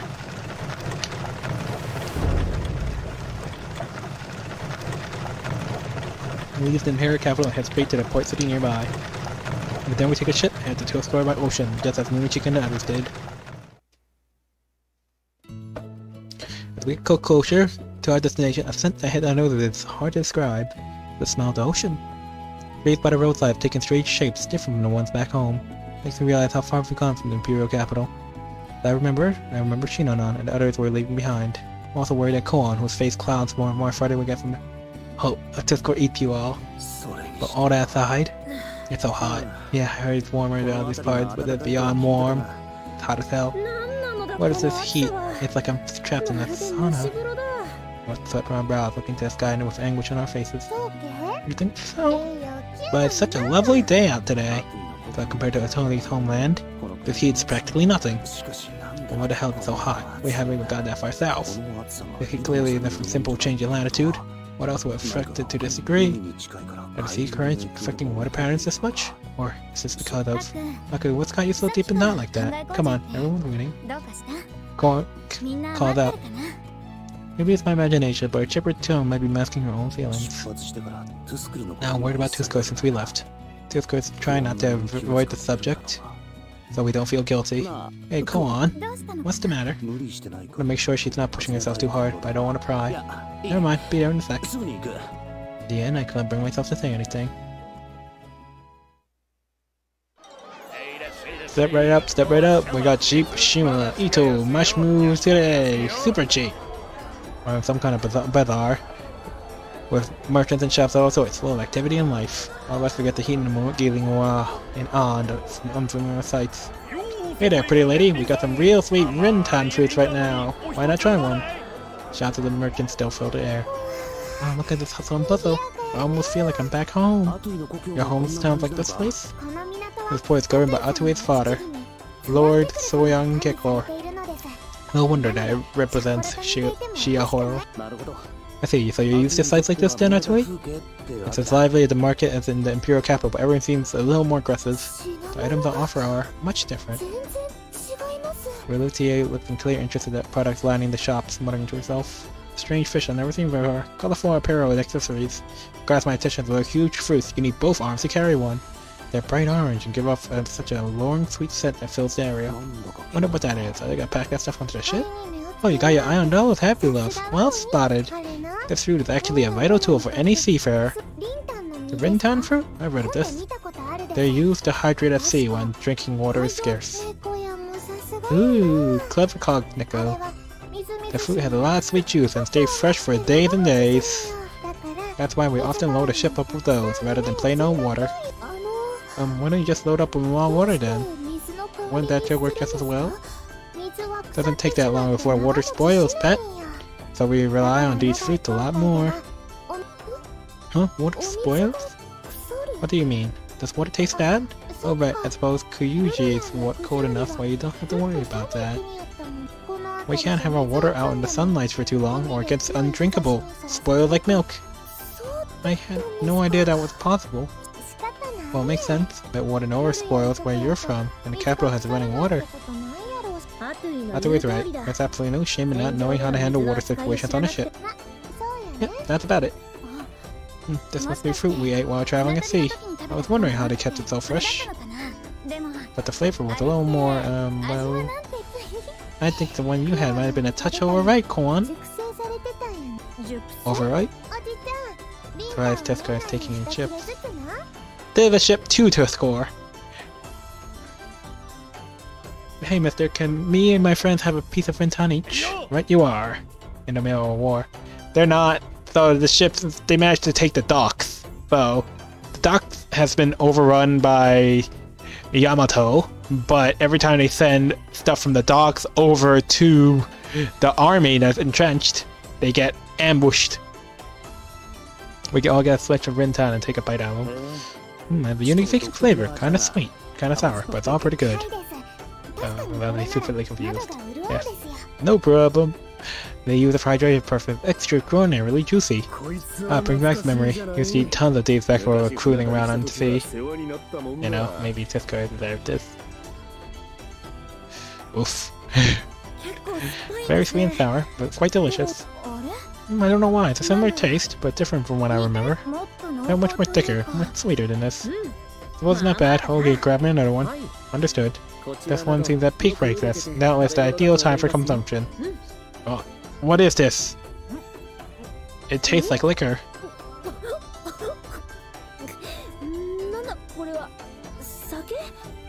Tastes like sake?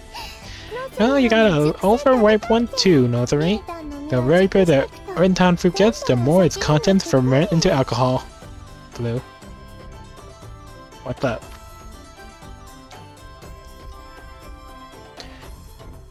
That just dawned on me.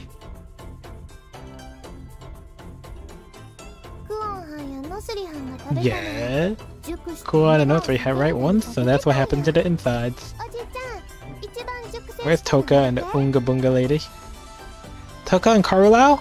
They're not involved. They're running the inn. They're not involved with Kuan's group at all. They're staying out of this. They don't care. Or maybe not. Maybe they'll make a surprise appearance. But as far as I know, are they there? We haven't seen them, so maybe not. Who knows, Bob? Remember, they have Altari, and she can teleport. Mister, what's the ripest one you got? Oh, you're looking for a drink? Hold on a sec. The merchant brings out another fruit from the back of his store. There, show up, it's over. Alright, this one's a little overripe. Ain't all the way, but it should be easier to drink. Opens up a hole on the fruit with a small knife and pours the contents into a bowl. Murky liquid gradually fills the bowl. Pretty neat, huh? As soon as it gets ripe, the inside bit starts smelling in the ship. It's not even gonna be debate. Oh well, bad. We'll see. The longer you let it sit, the better it gets. The really old ones cost a fortune. So it's a fruit that naturally turns to liquor. Pretty cool. Let's take a little sip if you don't mind. Oh, Haku, make sure you save some for me. Oh, there, we're tasting liquor. You can leave it to me. Get away, chatting happily about the drink. It's like we never left the capital. You're all pretty carefree for folks sailing off to war. Makes me wonder if we're doing the right thing. I mean, worried about the boss lady, huh? However, she remains quite unreadable. But who knows how she truly feels about this? Yes, it does worry me. But my dear sister, you need not worry. It's been a long time since I've seen her so carefree. Doesn't seem like to me as though your sister ever worries about anything, yeah? I look over to find a number of men staring at us from afar. The deputies at the Imperial Guard are right, correct? We come as your guides. Yes, that's us, and you are? They don't immediately answer her. They look at us carefully up and down like they're praising us. Who the hell are these guys? Dressed in fancy formal attire like nobles in the capital, but they're definitely not giving the vibes of nobles. Their demeanors are completely at odds with what they're wearing. All of them are fairly tall, about the same height as Jack Wald. Maybe not general eye levels, but they're all pretty ripped. Thanks to that, their formal wear is stretched to its limits. Most of it looks ready to burst. I don't feel like they're being forced into those clothes. The disconnect is almost creepy. Seriously, who the hell are these guys? Oh, love. Those people are. As Atui is about to explain, it happens. You're rumbling in the earth, and I see something closing in on us with incredible speed. Oh lord, he coming.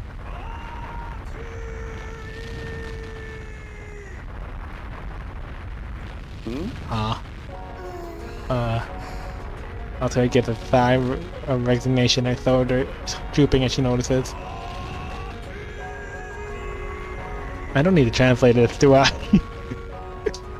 From beyond the road, I see a giant, scruffy man charging in us, a massive dust cloud in his wake. Oh, how I missed you! The man uses the momentum to bow high into the air and descends on Atui like an unkempt hawk. Ah! What is all this? Oh, Atui. Atui, my Atui. How have you been? Man clutches Atui in a fierce hug, rubbing his cheek carefully against hers. There's clearly an emergency, but it's such a weird one where we're all frozen in place, bewildered. Yes. It has been a while. It. Papa-sama. Ah, this is the fabled Papa. Atui's father, Soyoung Kekor, the mariner. He seems pretty different from when I saw him before. Oh, Atui. You left home without so much as a goodbye. I was worried about you, Another. Papa. Ah, this feeling in my arms. It brings back so many memories. Ah, this sounds like it hurts. Papa, would you stop? Your stubble gets all scratchy when you do that. I rushed over as fast as I could as I heard you arrived. Oh wait, it's getting worse. Papa, it hurts. You must have been so lonely out on your own. Now you're back. You can stay by my side forever and ever and ever and ever and ever. Oh, that sounds like it hurts. It said it hurts! After he had enough and to whack the man's head with the butt of her spear.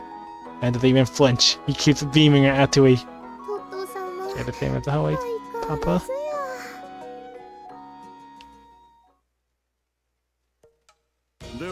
Now then, allow me to introduce myself. I am Soyoung Kekor.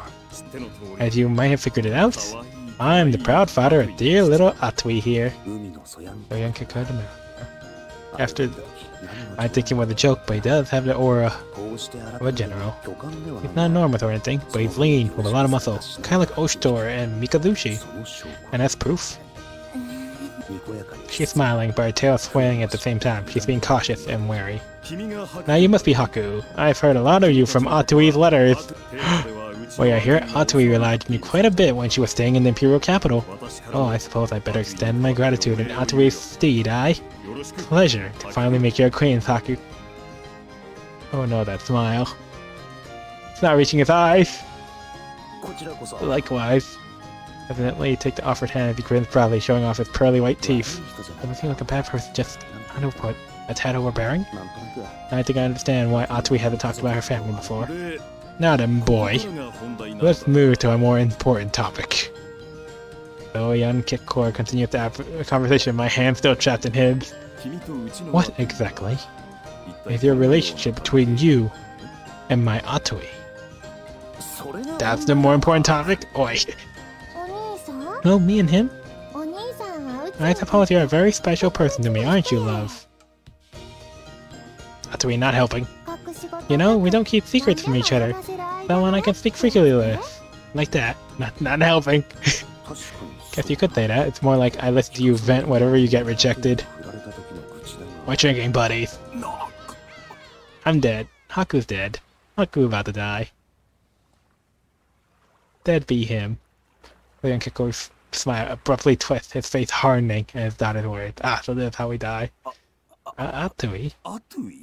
Ooh, and sometimes we meet up for drinks. And go at it until morning. Just non-stop. Dead men are we. Aha! Go at it, huh?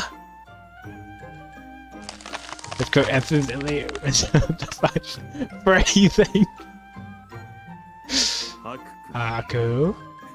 Seems like you've been taking more care of my daughter than I thought. I think there have been misunderstanding. Holy crap, how is this hand that strong? It's like I'm being crushed in the vibes. No, really, my god, she means we drink until morning. It's not like we're... Now that I think about it, you and Atui do go out on your own late at night. Look, the ambiguous commentary isn't helping. Come on, another servant. She is a new member that also serves our master. You disgust me. Oh, what did she say? Oh, go at it all. I see. Let's have a little chat, you and I. Come on. And we can have a talk about everything you've been doing in excruciating detail. What do I? Ooh, nice catch then. Look, I'm telling you, you got it all wrong. What do you... Oh. Look to Atui for some help. She seems completely unaware where this conversation's gone, waving back with a cheery smile. What? Can't you take a hit? Let's you and I take a little walk. Aye, Haku-kun. Later that day, with enough exclamation and desperation, he finally believes we were only drinking. Atui. Oh, we never stayed all night enjoying fine drinking, fine banter. Although I'm not sure if he's totally convinced yet.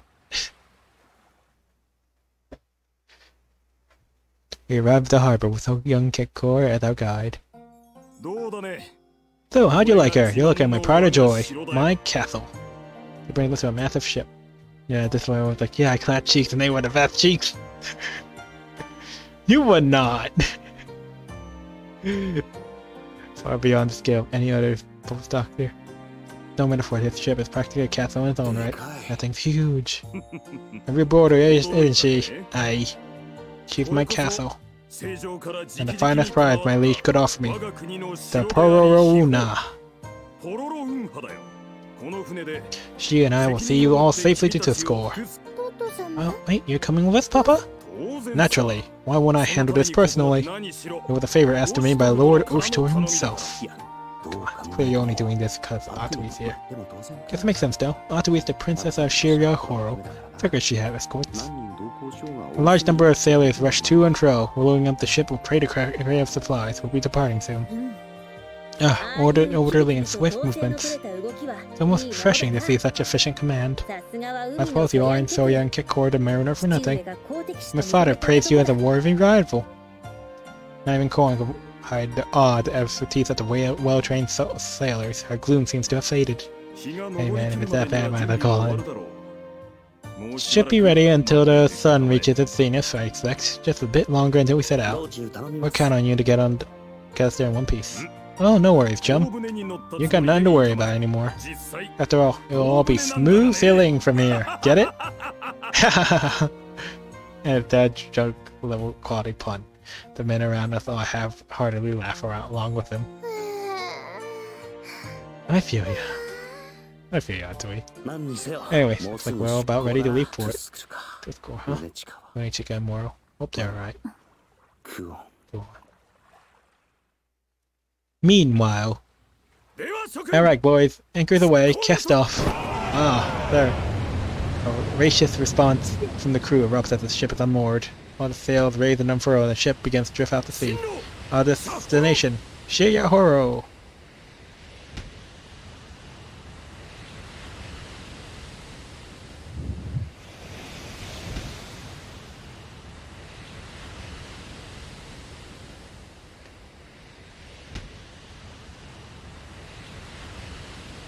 I climbed to the short stairway to the cabin to reach the top of the deck.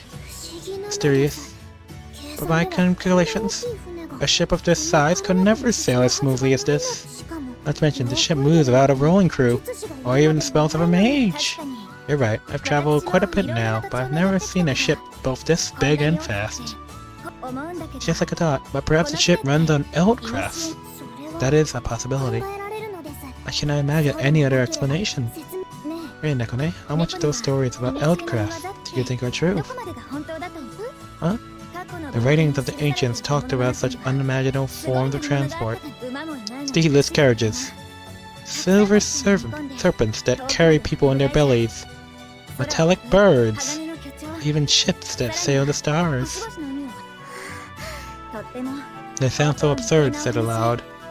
I was often teased as a child for believing in such stories. But the more I study it, the more I think these can't just be fantastic tales. I agree. Two of them begin talking animatedly, comparing their notes on ancient legends. Koan seems to have forgotten her words for the time being. Actually, the Imperial capital itself holds the key. I wonder how they would react if they knew. Fortunately for them, I can't bring them any closer to the truth.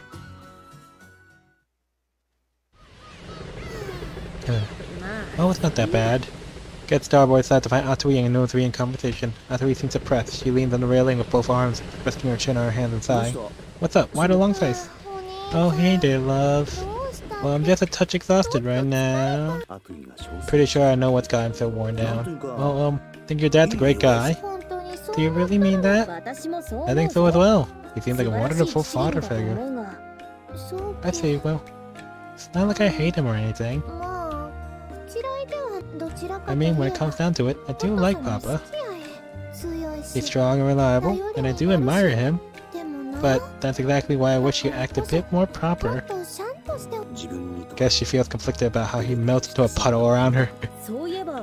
Now that I think about it, all the crew here wears such fashionable clothes, including your father. I was expecting something more ragged, practical, you know? You think so?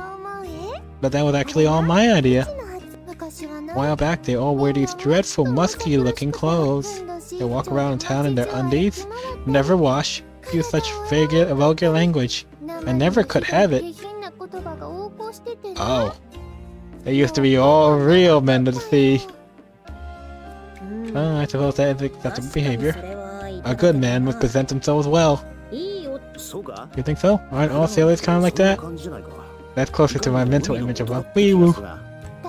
No, I won't accept that. Everything's different now. We don't go raiding and pillaging. The Mikado needs us to preserve order and oversee trade. We can't have men trotting around in their undies. I'd rather run away from home than have some poor dear thinking with the official uniform of Shiyahoro. Did you already run from home? I guess I can understand where you're coming from. So, since I decided it was all unacceptable, I came up with a plan. All I had to do was make everyone look fashionable. From that point on, I made sure the sailors tidied up, wore nice clothing, and talked properly. It was no easy thing. I tried to make them so fashionable, I picked the most popular suits I could find. But you have to start somewhere, don't you? Atui pulls out what looks like a block of print as she says this. All of them are colorful drawings of thin and handsome men wearing flashy clothing. Oh, the hottest new menswear that's all the rage in the Imperial capital. All the girls' eyes are on me thanks to this one weird trick. You wanna know Food's warehouse? You're gonna love the way you look. I guarantee it. Those look pretty good. You think so? That's what I thought too. At the time anyway. I don't know where I went wrong. Reality is they look so different from what I imagined. Really, I don't think it looks that bad. Well, it's kind of understandable. Drawings are all slim and tall, handsome men with long legs. The sailors are all barrel-chested, muscle-bound lugs with legs like tree trunks. Those are not. They'll never look anything close to the guy in these drawings. But it's best to lead you to the boys who can pull it off. Damn. Head over to a port to sci-fi Relutier watching the shore, standing near the railing. See a number of seagulls circling Relutier as if they're having a conversation with her. Guess animals really do tend to flock to her. Relutier? Oh, Sir Haku. What were you looking at? I saw a very big fish over there.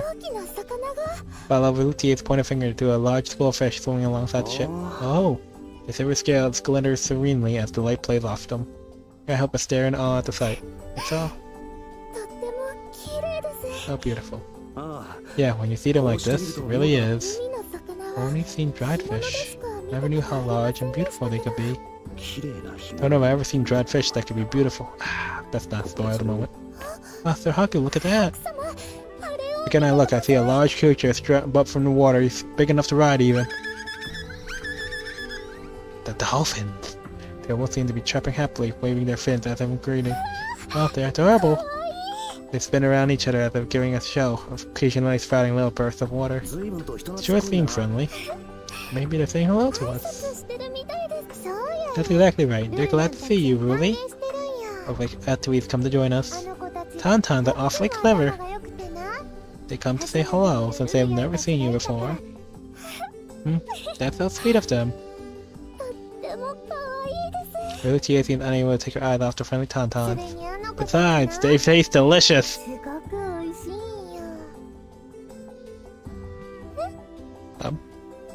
Relutier's smile turns glassy. Ooh, that gratin's fry up. Smoking them's good too. Just a bite and you'll be in utter bliss. God, she's such a Goku, it hurts. You're going to eat them? Yep. These ones. Yep. Hold up. They might be in the glossary. Hold up. Creatures. Okay, that's pig. Those are dogs. That's the Tatari. That's the Waptar. I guess we have to wait till it's over before we get a picture of them. It's mutual coexistence. They tend to help us on fishing trips, and we share our catches. But then why? Sometimes their numbers get a bit out of control. That's when we have to draw the line, see? Otherwise they'll eat up all the fish right up, and there'll be nothing left for us people. You guys are all so cute. I promise I'll eat you myself to show my respect. Do you believe me when I call her frickin' Goku? God damn. When the time comes, I'll make some for you too, really. I'll tell you, leave us with this cheery thought, waving goodbye with a smile. Okay, the similarities. Relutier's expression is pale and distant as she contemplates the cruelties of this world. Guess she can't reject it outright because she understands about coexisting with nature. I don't know if there's anything I can say to make her feel better. I'll be friends with you, but I know you taste delicious, and when the time comes, I will eat you. Oh, Goku, like, my god.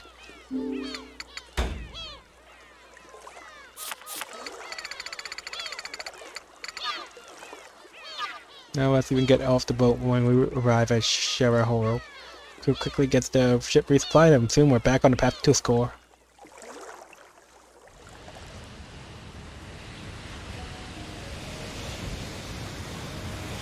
I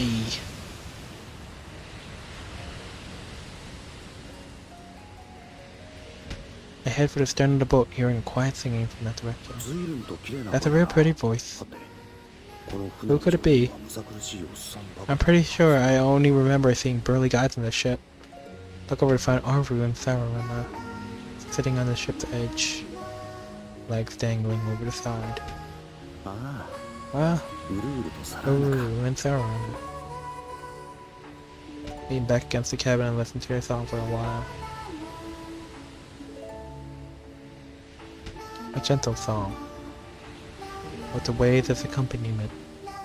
both quiet and soft, and somehow nostalgic. I initially only listened out of curiosity. After a while, completely entranced. When you look at the both of them like this, they have an ethereal beauty to them, like a pair of perfectly crafted dolls. I think to myself, the two of them seem to notice me standing there. Master, is there something you require? Sorry, didn't mean to disturb you. Go ahead, just pretend I'm not here or something. More important to be with you. It is much more important for us to be at your side, Master. That's so. Master, please come here. No idea how, but they suddenly produce a cushion for me to sit on. From where? Oh, thanks. We shall ready a bed immediately. Aw. Blue waters, blue sky, passion, recipe for romance. We will be found together in a vast ocean under the blue sky. That's our destiny, our fate. You guys get more and more aggressive about this every time, don't you? They're just the same old twins as always, jeez. Hey, about that song. A lullaby, damn. It is a lullaby that our mother sang to us when we were young.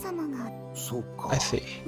Hey Uru, Sarona, you mind singing me that song again? As you wish. Feel like a song I know. From a long, long time ago. I relax. Letting the song take over my thoughts and I rest at the ship's edge.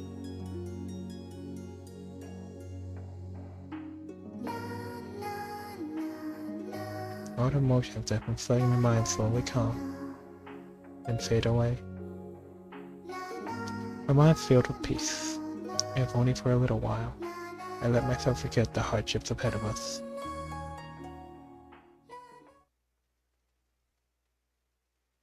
This game was like if Nier with a V and a V hybrid. Monica called out to the court. Oh, you can. It'll diverge soon enough, but a long time in the hallway. Entua, capital timing. Could I ask you for your help with something? Yes, Lady Hanukkah. I would be glad to be of help. Wow, how did she manage to make it? She survived the massacre only to make it this far? How? She got hired? Entua gives a respectful bow as Hanukkah holds out a small bowl full of soy sweets. Would you try tasting one of these for me? No way. What is this? I'd to taste inform you.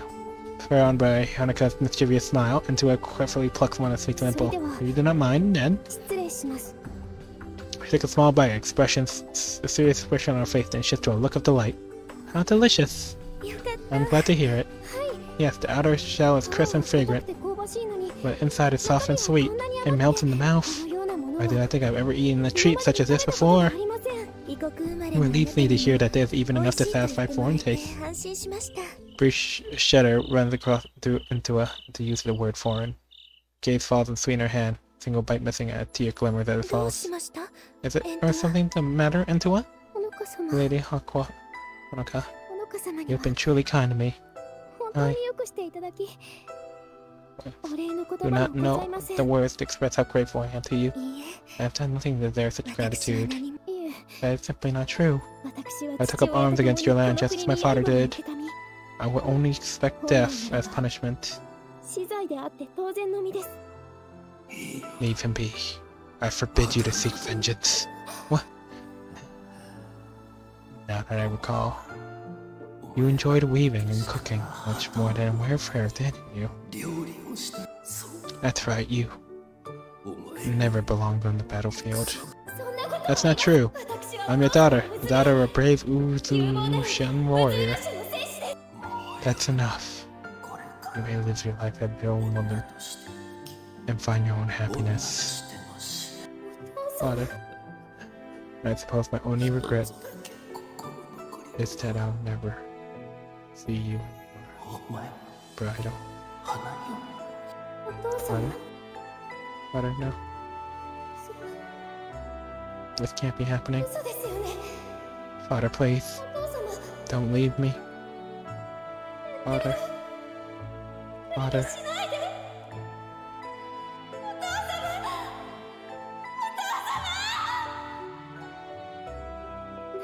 My father's dying wish was for me to leave the battlefield behind and find my own happiness. Took those words to heart and traveled the barren lands for days until I reached this country. Perhaps I wished to see what laid ahead of us. Had we been able to finish our battle? The country I once hated as an enemy, I found people living just as I did in my homeland. Even clothes, earning enough to eat every day, raising children. It was a very peaceful lifestyle. Even some mother than children who lost husbands and fathers to the war. I was at a loss. The happiness my father wished for me was to live an ordinary life, but how can I allow myself that after fighting in a war that claimed so many lives? How could I face them? And it was then that you found me, Lady Honoka, paralyzed with sight. I do remember. I had thought only to venture into the city for a change. Saw you crash to the side of the street, like a very young beast that had lost its very soul. Yes.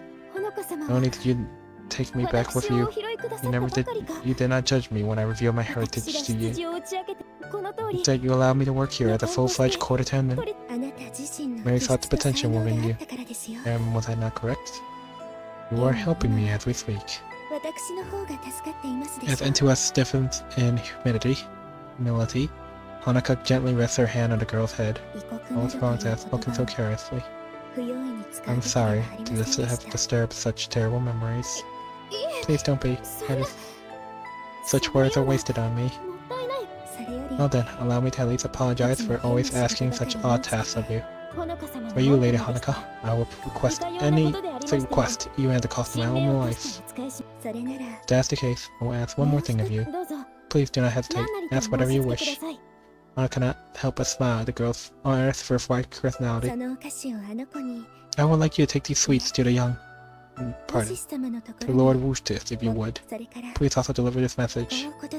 I'm sure you are very busy, but please do not overwork yourself. Understood. Intua takes an deep bow and accepts the bowl of sweets.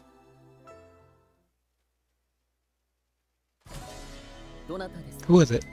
Woostis waved his hand and turned his paperwork since they went at his door. I have come to deliver a message from Lady Honoka. Please come in. Your pardon. Ah, so it was you. Woostis recognized the girl that entered his room, giving her a cordial smile. Seems you are quite the hard worker. Lady Honoka must be proud. After all, she was the one who recommended you. I thank you, but I'm afraid I'm not worthy of such praise. Oh, and what could these be? I've been told by Lady Honoka to deliver these sweets to you, Lord Woostis. I see, sweets. Yes, they're very fine quality and most palatable. Intua knows she's smiling and hastily covers her mouth. My apologies. I'm afraid I'm currently busy. Would you mind setting them there for the moment? Understood. Intua placed the bowl at the indicated corner of his desk. And this message from Lady Honoka? She wished me to tell you. I'm sure you're very busy, but please do not overwork yourself. Well, well. Please convey my thanks, replied to Lady Honoka. Thank you for your concern. I'll be sure to do so. Intua gives a deep bow and tries to leave, but Woostis turns and calls to her. That reminds me, there's something I should inform you of. Yes, what is it? There's yet to be an official decision, but you should know that you are being considered for the position of the Imperious Princess's caretaker. The Imperial Princesses? Lady Munchachika currently serves as governess, but the war divides her duties. Behooves us to train others, But it may be unwise to appoint one of my background to be so near the princess. Background? I'm afraid I cannot imagine what you're referring to. Just tilts his head in polite puzzlement. Intua can only bow deeply again in response. None can deny the work you've done, and it may serve our eventual ruler to be exposed to many perspectives. Do you not agree? I would not cause trouble for you or Lady Honoka. Only Lady Honoka and I know of your ancestry. Whatever you're imagining will not come to pass. Regardless, I certainly won't want to force you into that position. What say you? Intua still for a moment compilation and bows low and speaks with solemn gravity. Do you truly believe me fit for such a station? I would gladly accept it. Good. That handily solves one of the problems recently plaguing me, I must say. You should have more information in due time. Until then, I expect you to continue your hard work. I have high hopes for you indeed. Woostis gets one last smile, and then returns to his gaze on the field of paperwork before him. By your leave. Woostis sits there in silence, staring at the bowl of sweets resting outside of his desk. Please dispose of this. I am not especially fond of sweets. There's a hint of regret in his voice as he speaks to one of the Yamato Warabe shadowing him.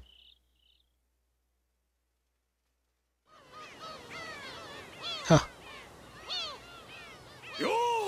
Alright, drop anchor! Yes, sir! They are rocking back and forth on the water. The ship coasts up the shore of Tuscor. This wind, the scent. We're finally here. Oof. There's Tuscor. By all appearances, the botanical ruins and geological formation seem similar to Yamato's. Well, maybe a foreign land across the sea, but still just a place where folks live, yeah? Other passengers will be handling all your luggage. Please go on ashore. Oh, very good then. Well, might as well leave the heavy lifting to these guys. Let's head down, shall we? Ooh, land! Sweet, blessed land! I give thanks that I set foot upon you into your stable embrace once more!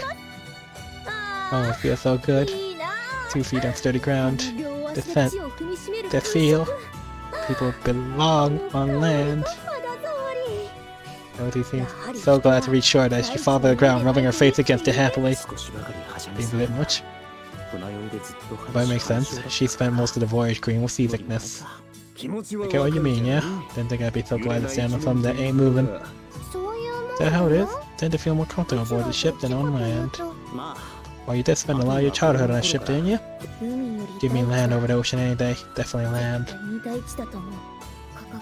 But that's the base operations for the Tusco invasion. Never thought I'd see a port in a place like this. Look around and see other Yamato ships besides ours moored in the area. In the shore there are small supply sheds and barracks areas and stations, and troops stationed for defense. How's the unloading? Things been going smoothly so far. All curious case there are supplies being loaded off from the ship. Crew flows in a stream between land and ship, loading supplies in small boats and carts. Wooden crates onto the cart, please. That one's heavier than it appears. Do take care. You can grab that one then. Kokopo, could you help us carry this? Dang. Usually, Ogi's in his element. Guess I should expect this by now. Looks like we'll be able to head out pretty soon at this rate. Well, we're leaving already. Yeah, we're delivering emergency supplies. We should say goodbye to Lord Soya and Kekor while we can.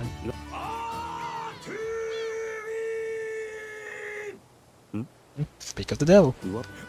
Sorry to keep you waiting, Atui. Whoa, the hell? What do you mean kept me waiting, Papa? Aha, can you tell my sweet little Atui? I'm obviously coming along with you, my darling sea blossom. After all, we're heading into enemy territory now, and I can't very well let my Atui just stroll into danger alone, can I, pet?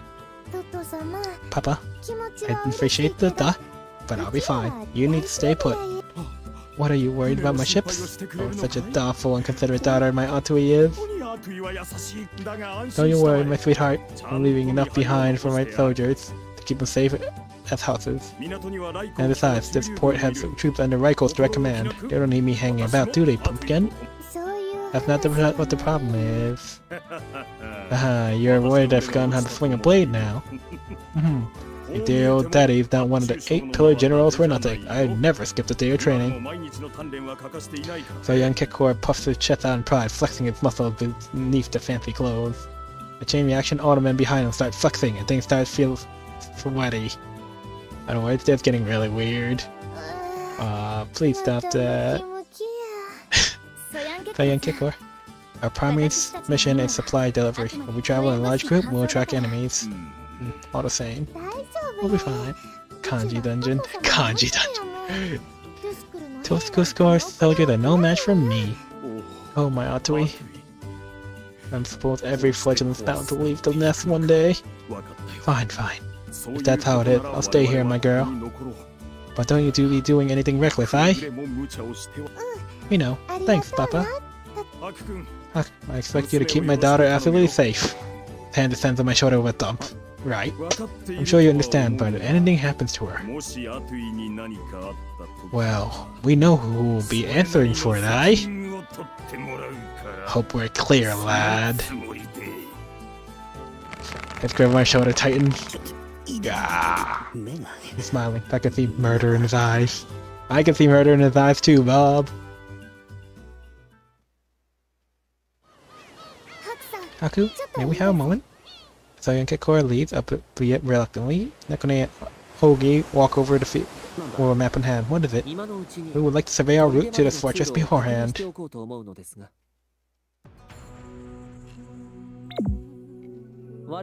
Now our current position is here, at the coastline. And the fortress currently housing Munichika and others is here. Appears there's a rather large road that leads from the shore to the fortress.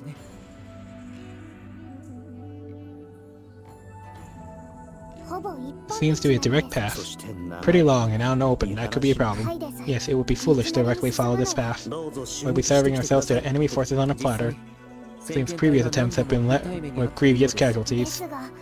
But besides this road, the entire area is far too mountainous to traverse. Yes, my dear sister and I are used to such areas. But our expertise means little for a fully loaded supply convoy. Guess we gotta prepare for the worst and hit the road. Haku? Is there anyone here thirsty? I got some fresh water from that stream. Should be nice and cool. Oh, thanks. Thank you, dear sister. Ah, you needn't go to such trouble. Much appreciated, I'm sure. Cold water feels good going down after being out in salty sea wind for so long. Yeah, that hit the spot. It's been a while since I had fresh water. Indeed, water is something valuable research. Went out and see. What's the matter over? Goan's just kindly staring this way. Haku, can I take a look at the map? Goan just for a map, studying it intently. Thought so. This is not recorded here. The Yamato forces must not have found it yet. What are you talking about? This isn't the only path to this fortress. There's one that's more hidden. Wait, really? It'll be a detour, but it's not well maintained. Maybe found by beasts, but not to escort forces. Dear sister? Think we'll be able to drive cars through it? If we divide the cargo up into smaller groups, then maybe? Got it. Let's try that route then. Okay, you mind telling the guys setting up the cargo? The roads won't be as maintained. We had to adjust the equipment for the steeds. Of course, allow me. What's that sign for? Why are you at all suspicious of me? About what? When you just accepted the water from me, I am Koan of Tuskor. You do understand this, don't you? Oh. I don't get it. You're clearly the one that knows the most about this country. That's why I asked for your opinion on this. What's weird about that? Dear sister. It's nothing. I think I'll go help Rulutier. I'll help too, dear sister. Probably better for Nekone and Rulutier to handle this than have me butt in. Should hurry up and get ready to head out. It is Tuskor, huh? They call it the land where God sleeps. Question is, what kind of God? The vengeful, angry kind. But yet the kind. Ooh, we walked a fair bit now. Hey, boss lady. How far in are we now? I think we should be seeing the road soon. This took much longer than anticipated. Well, we can't help it with these bumpy and winding roads. Perhaps it would behoove us to hurry. Our progress will stall if we do not arrive by nightfall. Yeah, you're right. Let's pick up the pace, everyone. Gotta get there before it gets dark. Just I try to rally the rest of the group forward, just when silence without me. Wait. Please be careful, Master. Something is drawing near. What? The twins' words, Jackwell immediately lowers himself to put his ear to the ground. Footsteps, not just one or two people. Here, there's a whole lot of them this way. Tuskor soldiers? Safe bet. I saw anxiety hang there with Jackwell's words. What do we do? At this rate, we're gonna run right into him. We should turn back now. We cannot turn around so easily on a narrow road. Maybe he would hide himself, but concealing these cars will be nigh impossible. Then can we take care of them? After we eagerly readied his spear, faces grim, Jackwell and Nosary began drawing their own weapons. Hold on. We haven't been found out yet. As they try to calm everyone down. Tuskor army must be using this road to ambush the Yamato forces. I'm sorry, Haku, I didn't... Hey, don't worry. This path was our only shop anyway, so I'm glad you told us about it. Haku. Tuskor already knows this path is here. I figured there was a chance that this would happen. Well, ain't that reassuring. Sounds like you already got a plan, that clever head of yours, eh, love? I knew it happened. I just hope it wouldn't come to this. Come on, you said only locals know about this path, right? Yes? Then I might have an idea. You do, Haku? It's gonna be risky. Listen up, everyone. I'm pretty sure the Tusco army isn't expecting any Yamato along this path, so their first assumption will be only other people from Tusco will use this road. Sound enough theory. Luckily, we're not real soldiers of Yamato. No uniforms and nothing. We might just be able to fool them. Even when we defeat them, it won't make our job any easier. Let's hire our weapons and play it cool. As I'm saying this, I sneak a glance at Koan. We want to avoid bloodshed whenever possible here. Gotcha. Guess we'll go with Blast's plan then, yeah? Really the best course of action will come so far. If we get through without having a fight, it'll be the best outcome for all. But do you really think it's gonna work? Well, it doesn't, we'll just take care of them, right? I suppose. Still feeling angry, we shipped the carts to the roadside, eventually in the distance, just as we expected. Fully armed soldiers of Tuscore. They chat among themselves as they close in on us. Judging by how relaxed they are, they might be on patrol or heading to a signpost. Maybe the guards will be down if they don't expect any Yamatans to be found in this path. We don't seem too deep in conversation at first, but I notice us clustered around the carts. Who are all of you? Man in front of their apparent leader, eyes us wearily as he speaks. Guess kinda want him to wing it. And slightly our hands together, striding together, their leader with a booming voice. A most delightful and rejuvenating morning to you, my good sir. Oh no, he's going full Hazama. And you will be? Yes, the big cheat is over at the fortress, needing deliveries delivered, so we're on the job. Fortress, huh? Understand whatever I'm referencing, you know that was a shot in the dark. Ah, then you must be from the nearby village. Yes, there you have it. Nice play, Haku. There you have it then. Fine work you're doing. Leader gives me a approving nod. Doesn't seem like he doubts me at all. Even praising us for our efforts. Sorry to put you through all this. Still, we should have them driven back to their land soon. That is most relieving to hear. But I hear the Yamatan soldiers are really strong. Seems they believed us to be backwater bumpkins. They were all talk, no skill. Some have genuine ability, but the majority are just mere novices, and their commander is simply hopeless. Hopeless? What was his name again? Denpachi or Degarachi? Denpumpo? I believe there was such general by such a name. That's it, you're certainly well informed. Anyways, his name doesn't matter. Oh, he blew my cover. Then Kopachi guy yelled out his name like an idiot when he shows up in battle. Everyone knows it by now. Wow, you clearly haven't remembered it. Yes, they're commander of the Lost Cause. I know they're soldiers, but you gotta really pity his soldiers. We just provoke him, and he charges blindly into our hidden mud pits. It's worked 3 times. Damn, that man is stupid. Is that so? That's always falls for it. We're honestly starting to wonder if it's some kind of scheme of his. So they're pretty much saying, on God, this man cannot be this stupid. He is a disgrace to all of Yamato. Next level dumb. I don't know why, but I feel like crying. They should be running out of supplies soon, and their patience is likely running thin. They may go off for an all-out assault if they get too desperate. Be careful on your way. Nekone, shut up. Thank you. We will. I'm hungry and I feel something prodding at my knees. Look over and see Nekone trying to send me a message for eyes alone. Yeah, I know. Staying here won't do us any good. We gotta make a move before someone slips up. Well, we will be on our way now. End up the conversation. Turn back to the others. Jaguar sees my intent, begins to push the cars back and roll when... Hey. Jabalo was not expecting to be directly called to. Yeah. Yes? Is there something else? Look back with fear, and the leader stands there with an easy smile. The road here is pretty uneven. It'll be pretty hard setting the cars on your own. Men, we assist them. No need, my good sir. I would not want to get in your way. It's fine, don't worry about it. We need to help each other when we're in need, right? Soldiers ignore my words, approaching the cars, but one of them pauses, sounding unsure.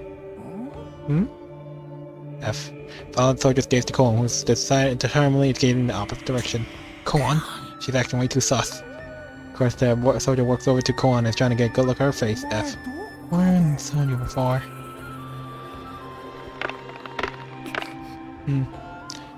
Next strange slightly as she avoids the peering eyes of the soldier. Soldier's continues to step around and trying to get a good look at her face. Gradually, the other scared soldiers notice the strange scene.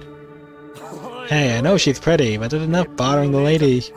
That's why you'll never get any girls, you know? That's not what this is all about. Soldier redens, and the other men in the unit taunt him, and he yells back defensively.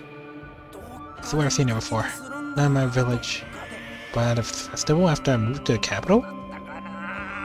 Pauses a little longer, still in thought, but seems to recall something in a sudden jolt. I remember now. Are you?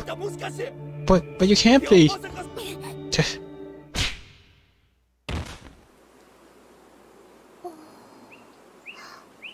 Oh, you got the blue? Come on.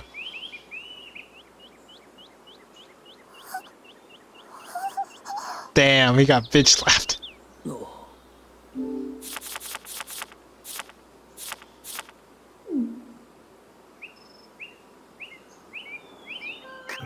Go on. She just chopped him right in the neck. He's not dead, but he's out of code. Closely crouched down, starting to sit the unconscious soldier up, and she began rubbing his soldier vigorously. His soldiers look a little stiff, you know? Soldier's eyes completely rolled up into his head, his body flopping limply. Everyone's expression is frozen. The area goes completely silent. First to snap on reality is their leader. He shouts, pointing an accusing finger. You're from Yamato, aren't you? Dear sister? I suppose we cannot discourage the keen eyes of Tusker soldiers warriors after all. Well spotted. Finally, things are picking up a bit. It would seem like she has given up. Well spotted my ass!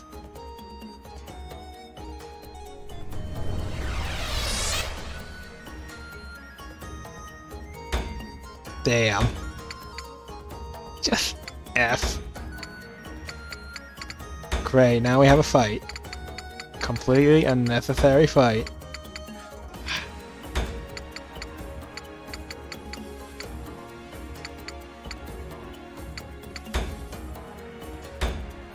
Damn, we were trying not to kill him.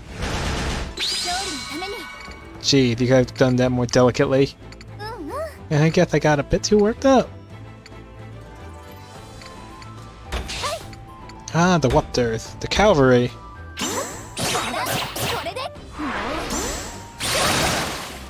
Damn, a bit. A bit.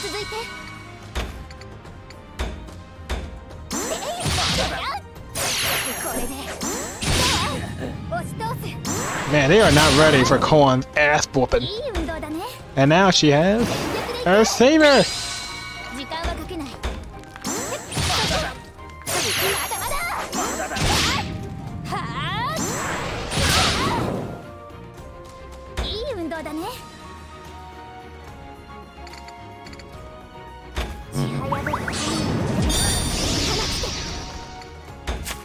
Finish him off, Negone!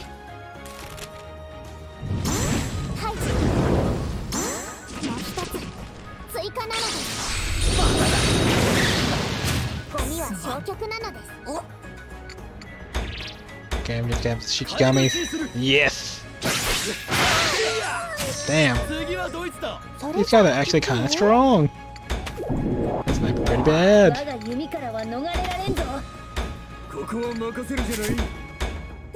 Trying to trick us, you bastards.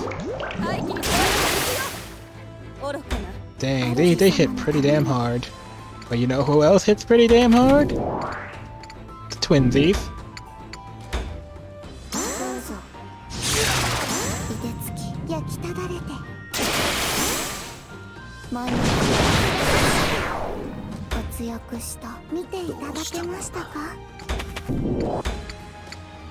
Wow, 0 damage? Oh, because he's dodging. Oh crap. Okay, who's coming up next? Relutier. I don't think Relutier is gonna reach, so let's make sure Nekone lives.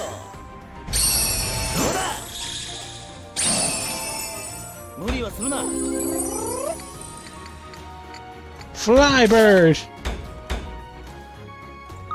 They're not ready. They're not ready for call. Enemy deals 170 blue panic. Shh.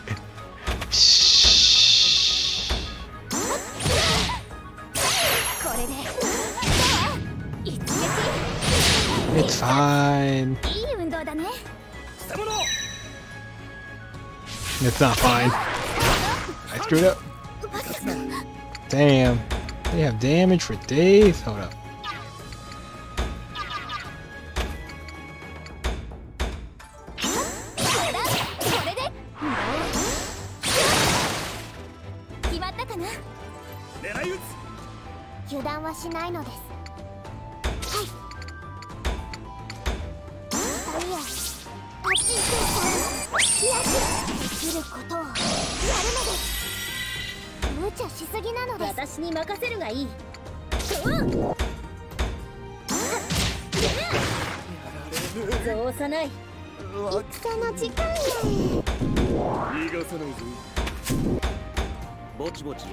So, twist towards ambushing the supply transport. Hope Moon and she gets holding up.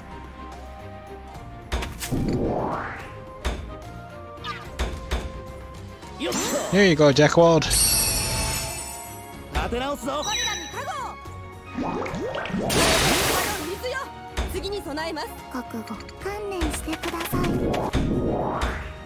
Feel like Notary. This is the biggest appointment she uses bows. You want another swordsman, huh?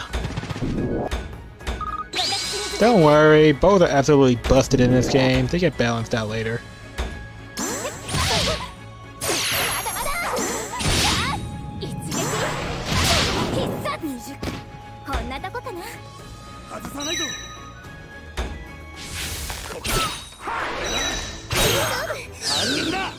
Dual blade, I don't know.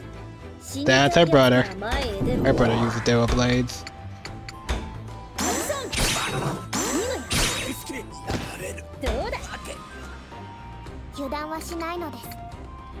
Healing time. Thank you, Nekone.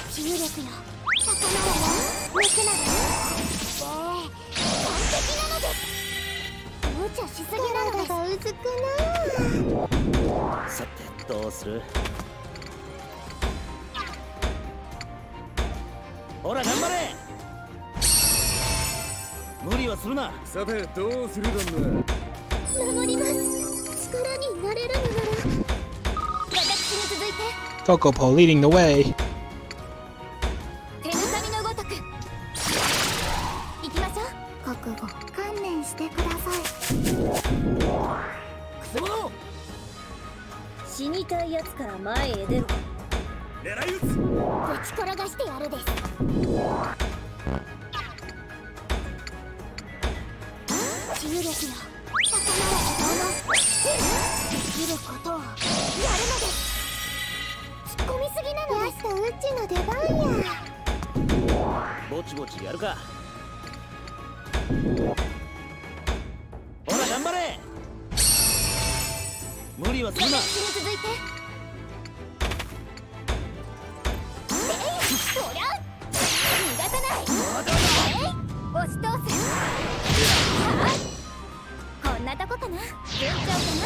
Level up.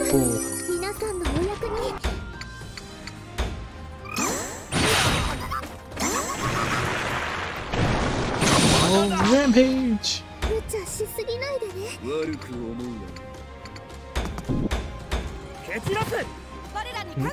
No outsiders would know about this alley. Magic.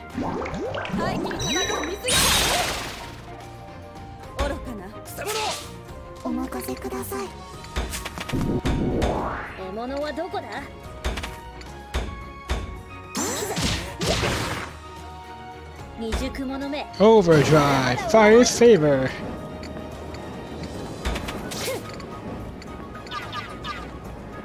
We move swiftly to murder people.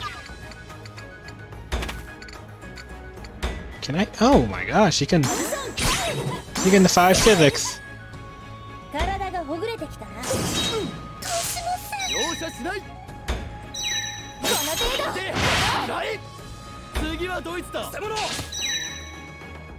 Damn.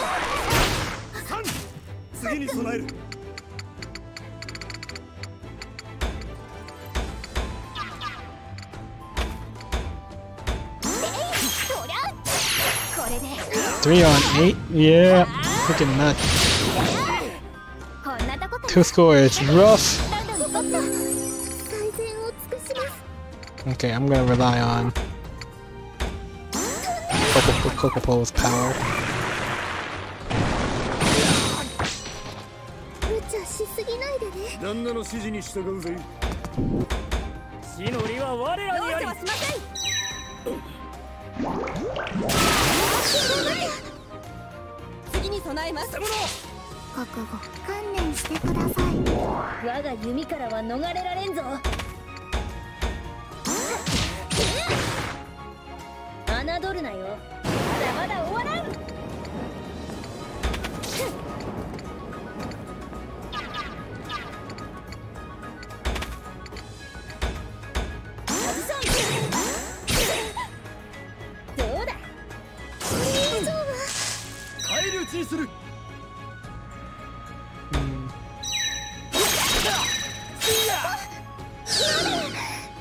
Okay, Coco-Po, get yourself out of there. Fight your way out.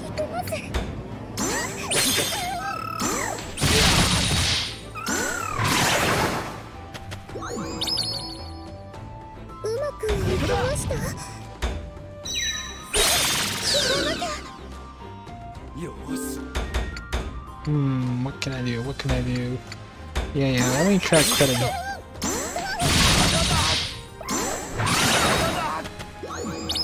Yeah, he still hit the counter. Okay, it's fine. Coco-Po can still escape. Out of here, Coco-Po! He's healing himself? Oh, shit.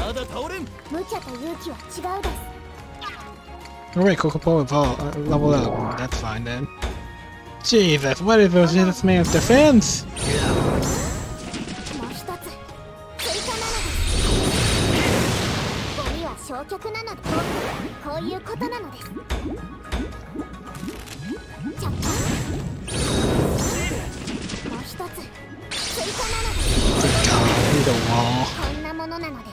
Goddamn wall.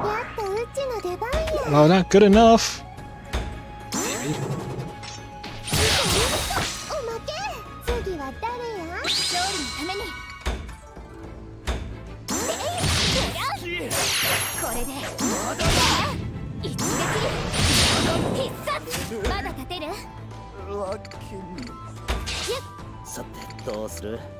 What next?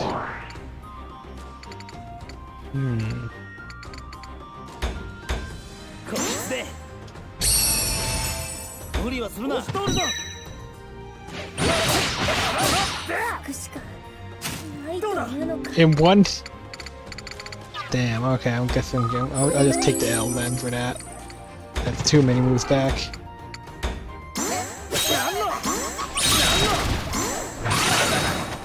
Good God. This got busted. You sound so proud. Shit.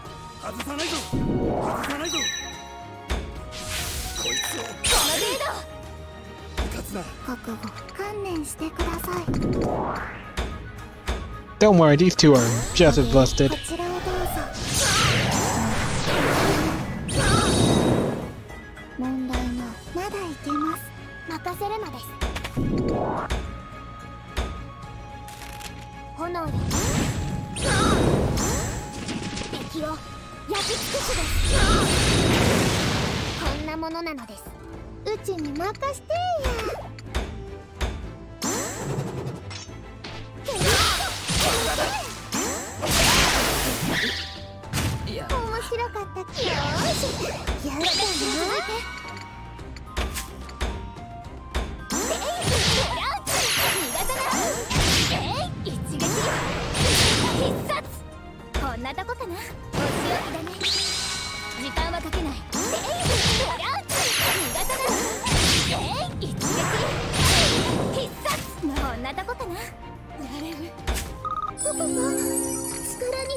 End their careers, Kokopo!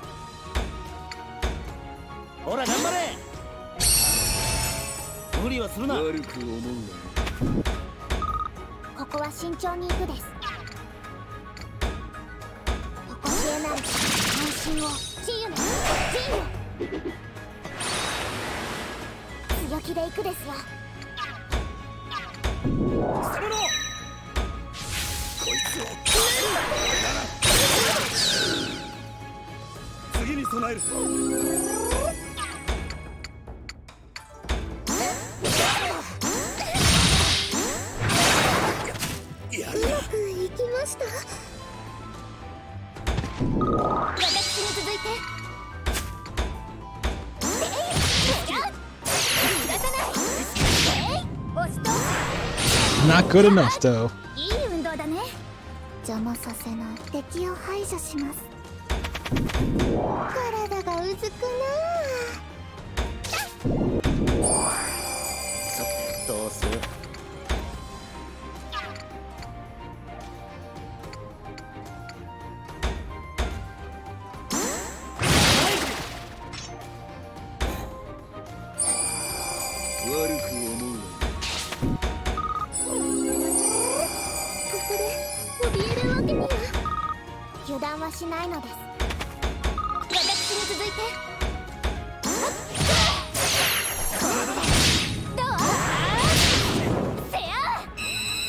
Escaping death?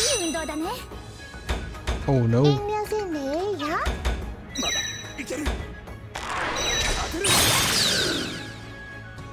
This poor dude. He's trying so hard to hang on.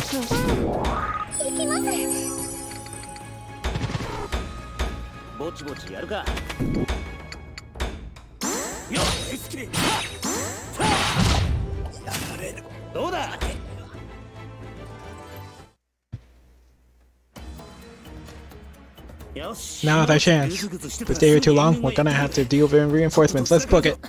Got it. Push, push, push.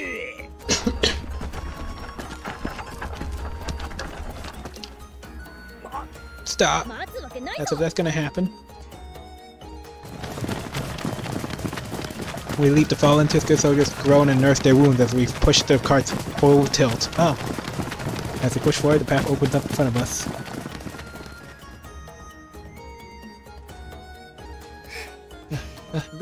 We don't appear to have been followed. No pursuers. No movement from the defeated Conjun master. Hey, isn't that the Yamaton stronghold?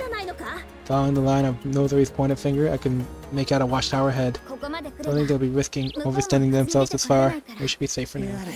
Thank goodness. I'm really relieved to hear that. Collective sigh of relief washes over the group as we rest and recover. I admit, I was pretty scared back there. Thought we were done for. That was quite unlike you, dear sister. Added a glass of koan, the primary source of our problems right now. Sorry, I panicked. You look pretty persistent. Could you keep your cool next time something like this happens? I'll try. As we take a minute to catch our breath, a figure approaches us from the distant fortress. Lord Haku. Munichika? It's Munichika. Lord Haku, what are you doing here? I could ask the same of you. See words from a lookout of a cart outside. I hoped it was friendly, and it seemed I was right. But why are you all the way out here of all places? Oshitora asked us to deliver some supplies and provisions to you guys. Let's see, Lord Oshitora. Thank you for coming, Lord Haku. I'm glad to have you here. We may be inside of the fortress, but it's not safe out here. Well, let's get you to the gates. Please follow me.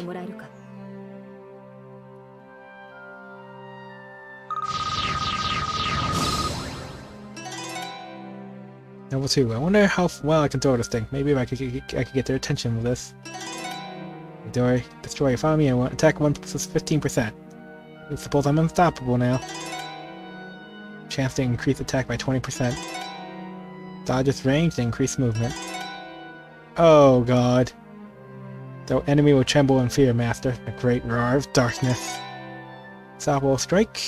Pierce enemies in a line and damage all of them. Must say. Not in shower escape. Slow movement slow. They took the job. Time to leave them to victory. Ah, Nekone's ultimate ability. That's the thing that makes her busted. She's able to heal and attack on the same turn. Attack one with my own Kurin. Get a teensy bit closer, you won't get away.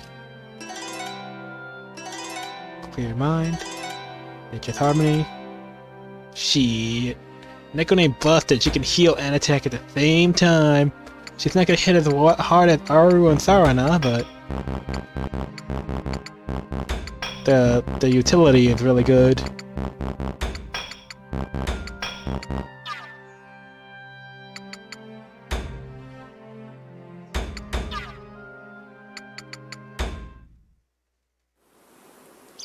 Okay, what's up next? Well, obviously. Deep. Amazing. Makes my ears tickle all this noise. Wasn't expecting a hero's welcome. Wasn't very good with these situations, a little embarrassing. Their supply lines and communications were totally cut off. They were desperate for this. Guess that makes us big damn heroes. Not really my thing, to be honest. Still, a welcome like this makes that grueling trip over the ocean worth it. Aku, I'll accompany Miss Nekone and see to the necessary protocols. Thanks. Kiru, let's go get all this stuff unpacked from the carts. Alright. Guess I'll stay here and keep an eye on the supplies then. Can't feel the usual vigor from the Yamaten soldiers. Morale must be rock bottom going by the mood. Lord Haku. Look up to a source of the voice calling my name. Munichika. On behalf of everyone here, I'd like to expect a formal thanks to you. You arrived just in time. Don't worry about it. I'm just here to test her to try to go with the name. This delivery is a side gig. Really is reassuring to hear a nonchalantness again, Lord Haku. Didn't think it noticed it before. But Munichika looks pretty worn down, even if she is smiling. I thought she'd say so openly, but the battles up to now must have been hard fought. Nothing to worry yourself over. Thanks to these provisions, the tide will turn in our favor. Nah, guess I was letting my expressions portray my thoughts. Alright, there's for you. Probably should have leveled it, but it's a letter from Oshtor. I see. Seems like my debts to Lord Oshtor continue to accumulate. Now he sees it like that. You're likely right. Even so, I won't soon forget all the help he's given me. That goes for you as well, Lord Haku. I guess that's an obligation. I guess that's just how Munichika is. Now this letter transfers you to my command as long as you're here, is that correct? Yeah. I bid you follow me. I wish for you to accompany me somewhere. Munichika leads me to a tent much larger than any of the others in the vicinity. Along the way, she explains the current state of the war. Turn the tide. Now we've noticed the conditions are not favorable for us. We established a foothold in the area, but thus far we've been unable to progress any further. We've yet to meet them in full-on battle, but skirmishes arise in all times of day or night. They appear as though from nowhere, raise commotion, then vanish beyond the tree line. Any hunting parties we shine are unable to track them down. Any squad has chased them out too far out, only to fall into a trap. So our numbers continue to slowly diminish, while Tuskor's assault persists relentlessly. Fatigue is the single strongest threat to our campaign now. Our troops are wearing themselves out. Guess the home turf advantage is a bigger factor than I thought. Most likely the knowledge of local, smaller paths enabling their guerrilla tactics, yes. Doubtlessly, they will use these paths to stage strikes on our supply lines as well, or cut off. It's possible they meant for you to camp here all along, the area they know best. Quite. The Tuskor general is well versed in the art of war. Hard to tell that Tuskor fought large-scale civil war some years ago. Perhaps that's why. Or brother saying something like that. They tried to negotiate with the study the slam with the Kumanagi, how they denied him. Maybe they've been anticipating Yamato returning to force all this time. They've been ready for us. Lord Haku? Any of those? Yes. Munichika Mekain pulls me out of my thoughts as we ride in front of the tent. There's our forward command center. Please come in. But why? You were late, Munichika. One with a 6-man civil war that helped slaves. Yes. Oh my god. That arc. Apologies, I was seeing to the resupply and reinforcement effort. Oh, then you must be part of the reinforcements. Your name was... Haku. Could you have the same honor? No. Forgive me, it's been a while. Yes, Lord Haku will be under my command for the duration, so it's my wish that he joins our meeting. I have no qualms. He may do as he likes. Peh. Reiko looks me over, and the corner of his mouth turns up in a small grin. He comes up on her and shoots me a dubious glance as I follow Munichika to her place. I thought you looked familiar. Oshtor is locking. Oh shit. Hold on, let me just reload the save. I think my finger pressed the R1 button. Luckily I saved not too far ago. Oof. Oof. Yep.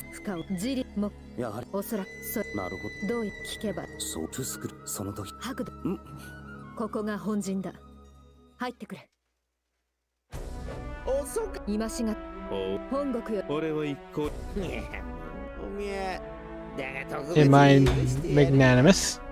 Yes. I will forgive your impertinence once. I expect you to hold your tongue. Man, he really doesn't like me, does he? Guess because I'm more mercenary than soldier. Let us begin, if that's everything. Time is a valuable research. We aren't waste what we have. Indeed. The Kamabo and the others seat themselves, following Munichika, but whenever I try to sit, however... Oh, Tuesday! Master Haku! Look upon me, Master Haku, and see your visage racked with rejoicing! Ah. Can I have that voice anywhere? Maro, how have you been? Oh, behold me. That's fighting. Fit as thou remember, Maro remains a paragon of health. But oh, how our reunion gladdens me. Forsooth, thy presence is worth 100 men and more. To come up with a level of glare at him, Maro freed is sinking silently back into his chair. Alright, totally forgot he was here working as Decompumple's technician. He's been having a rough go of it as usual. Not sure if I can say anything to help him right now. Wasting our precious time. Be con conte. Begin. Oof. As you say, sir. The man called Binonante spreads a large map across the table and points out a particular location.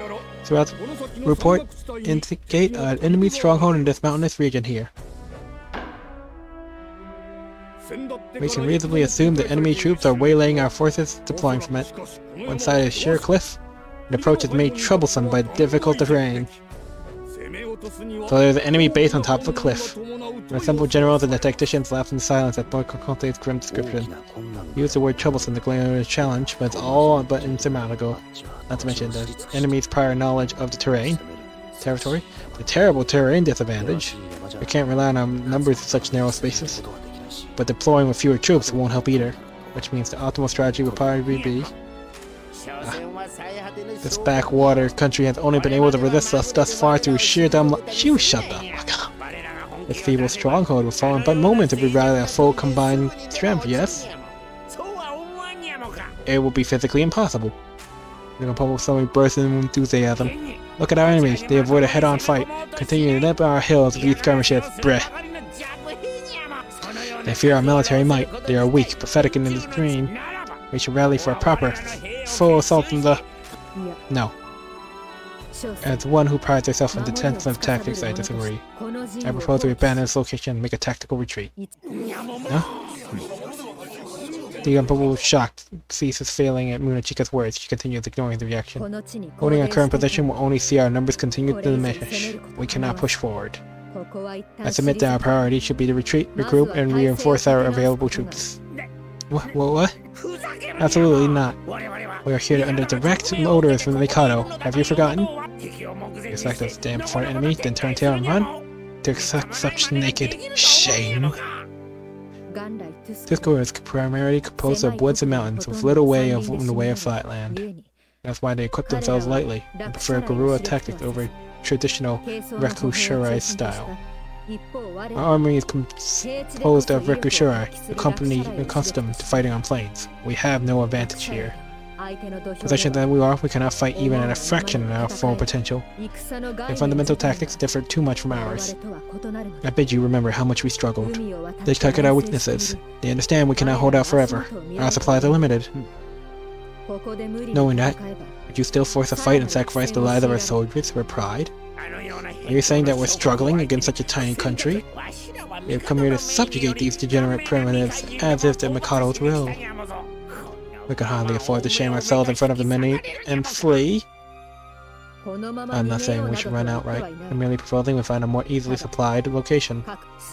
That statement itself reeks of cowardice. Where is your fighting spirit? This man's stupid. What do you intend to controvert the Mikado's will? Munichika, who maintained a conversation tone at this point, abruptly stands up. I cannot oblige such slander. You will attract those words, sir. Yeah? Have I hit a sore spot? To be sure, on the sound so disloyal woman was made one of the 8 pillar generals. Dikampopo, watch yourself. The gal. You would approach and address me by name alone? She bound fitting to kick your ass, old man. General you may be, but a base-born rat hardly compares to one such as me. You allow your ego to be silent. Now you dare?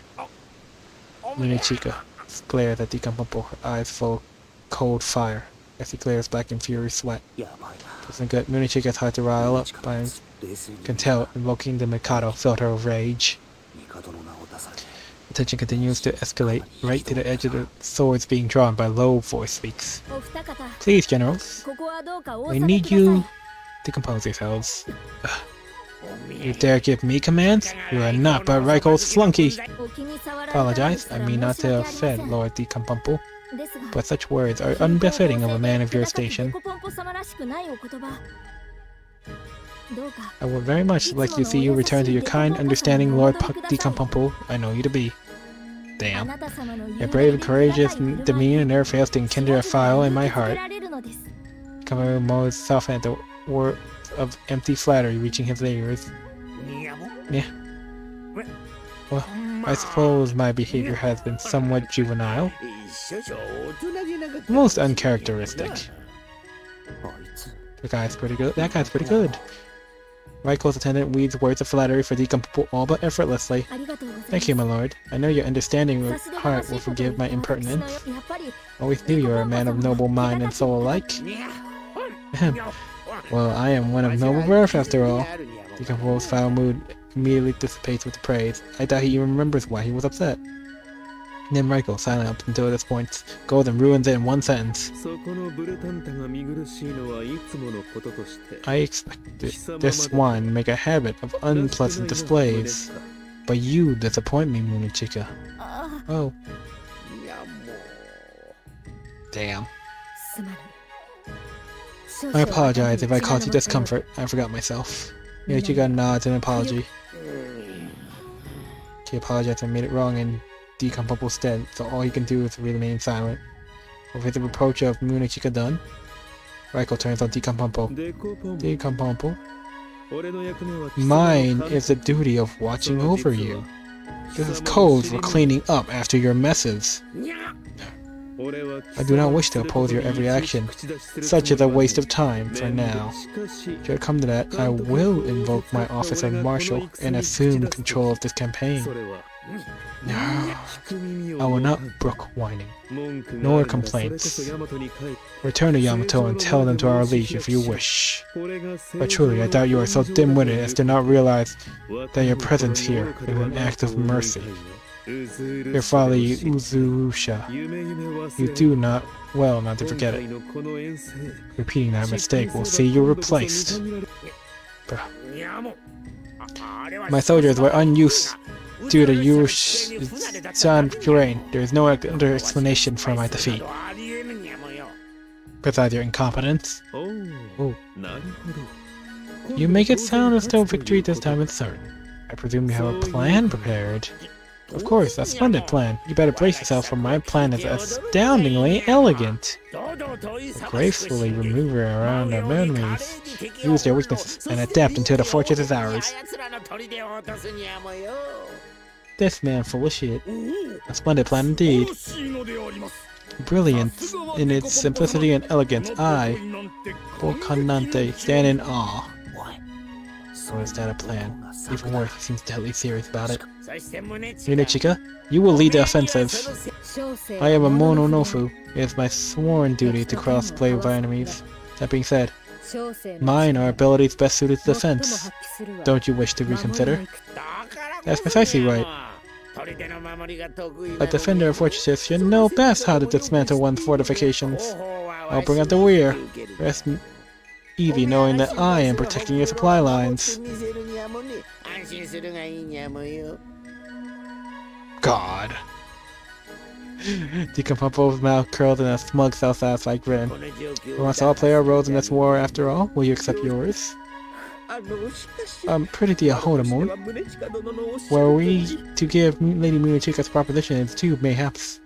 Imbecile, you dare suggest we put any stock in this tactical retreat nonsense? We need no retreat, no trickery. All we need is to crush these barbarians in our frontal assault. Just so. Their army is just as lightly equipped as you say. Their defensive capability is paper thin. God. This is such a circus, it hurts. So, does that plan suit you? Very well. If this course induces you so, do as you will. Merely remember what I said. As long as I win in the end. I know. I can tell you disagree, Munachika, but you have your orders. Fulfill them. Understood. I must apologize. I asked you to accompany me, but you must be tired from your travels. Don't really mind, but why did I need to be at the meeting in the first place? One reason is that I wish for you to fully grasp our circumstances. Even now, we generals are divided. I kinda gathered. Raiko doesn't seem too happy about having to babysit Decompopo. Another reason, I was rather hoping you'd be able to devise a plan of action for us. Well, I'm honored that you think so highly of me, but... Expense of democracy, Lord Oshtor himself praises your capacity for Fordot. As you likely gathered, Lord Decompopo has become blinded in his reliance on sheer numbers. The added pressure of his previous failures has agitated. In his mind, defeat is not an option.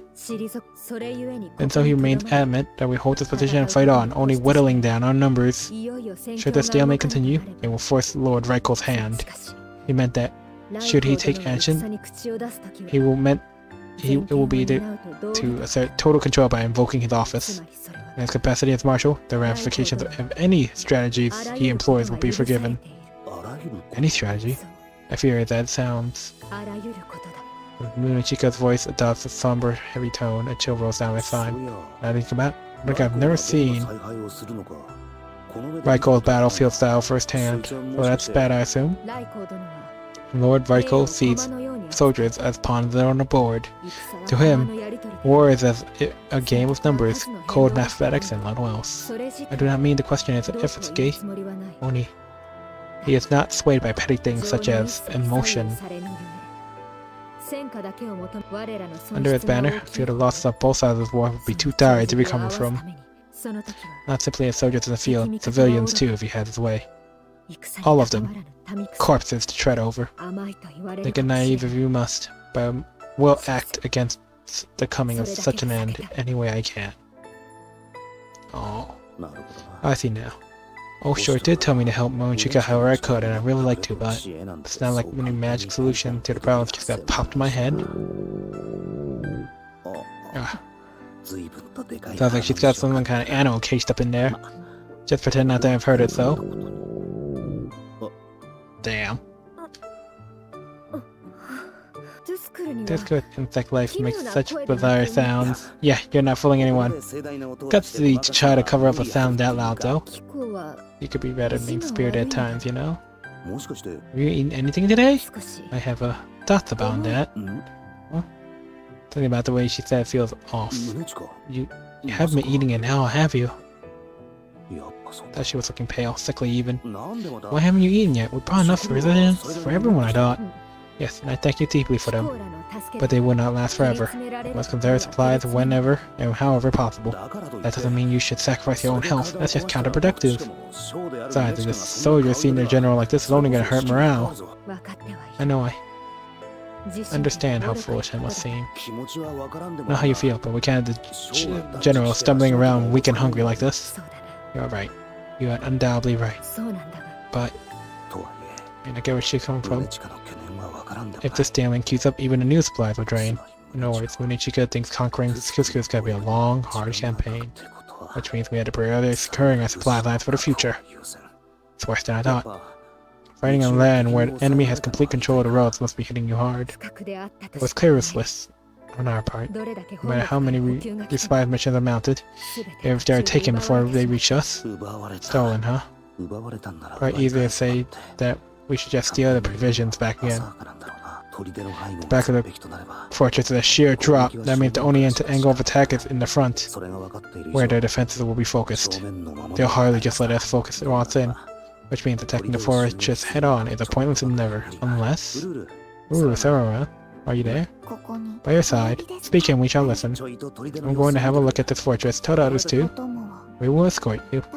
We will remain forever by your side. Our master. Yeah, I had a feeling you'd say something like that. Whatever. You're going? Thank you. Don't worry about it. Besides, it's not like I can do anything before I scope this place out. I await good news then. So I'm here for recon and all. But why the hell are you all here? Well, it's not like there's anything better to do back at the camp. Yeah, this way it's more fun than anything back there. Concepts and infiltration of secure places is what I do. Why didn't you call on me for this?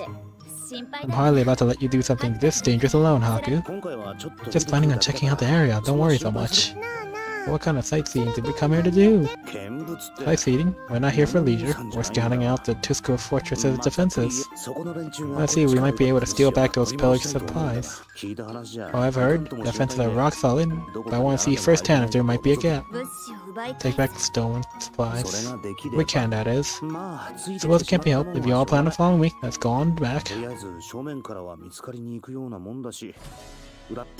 Damn, that's tall. According to the scout reports, on top of this cliff is the warehouse where they keep the supplies in. Not only is the cliff tall, it's extremely steep too. Imagine the effort that must have gone into building a stronghold in a place like this. Any sign of enemies? Searching. We cannot sense enemy movements in the immediate area. I don't see anything, nor do I sense a presence around here. They don't guard this area heavily, huh?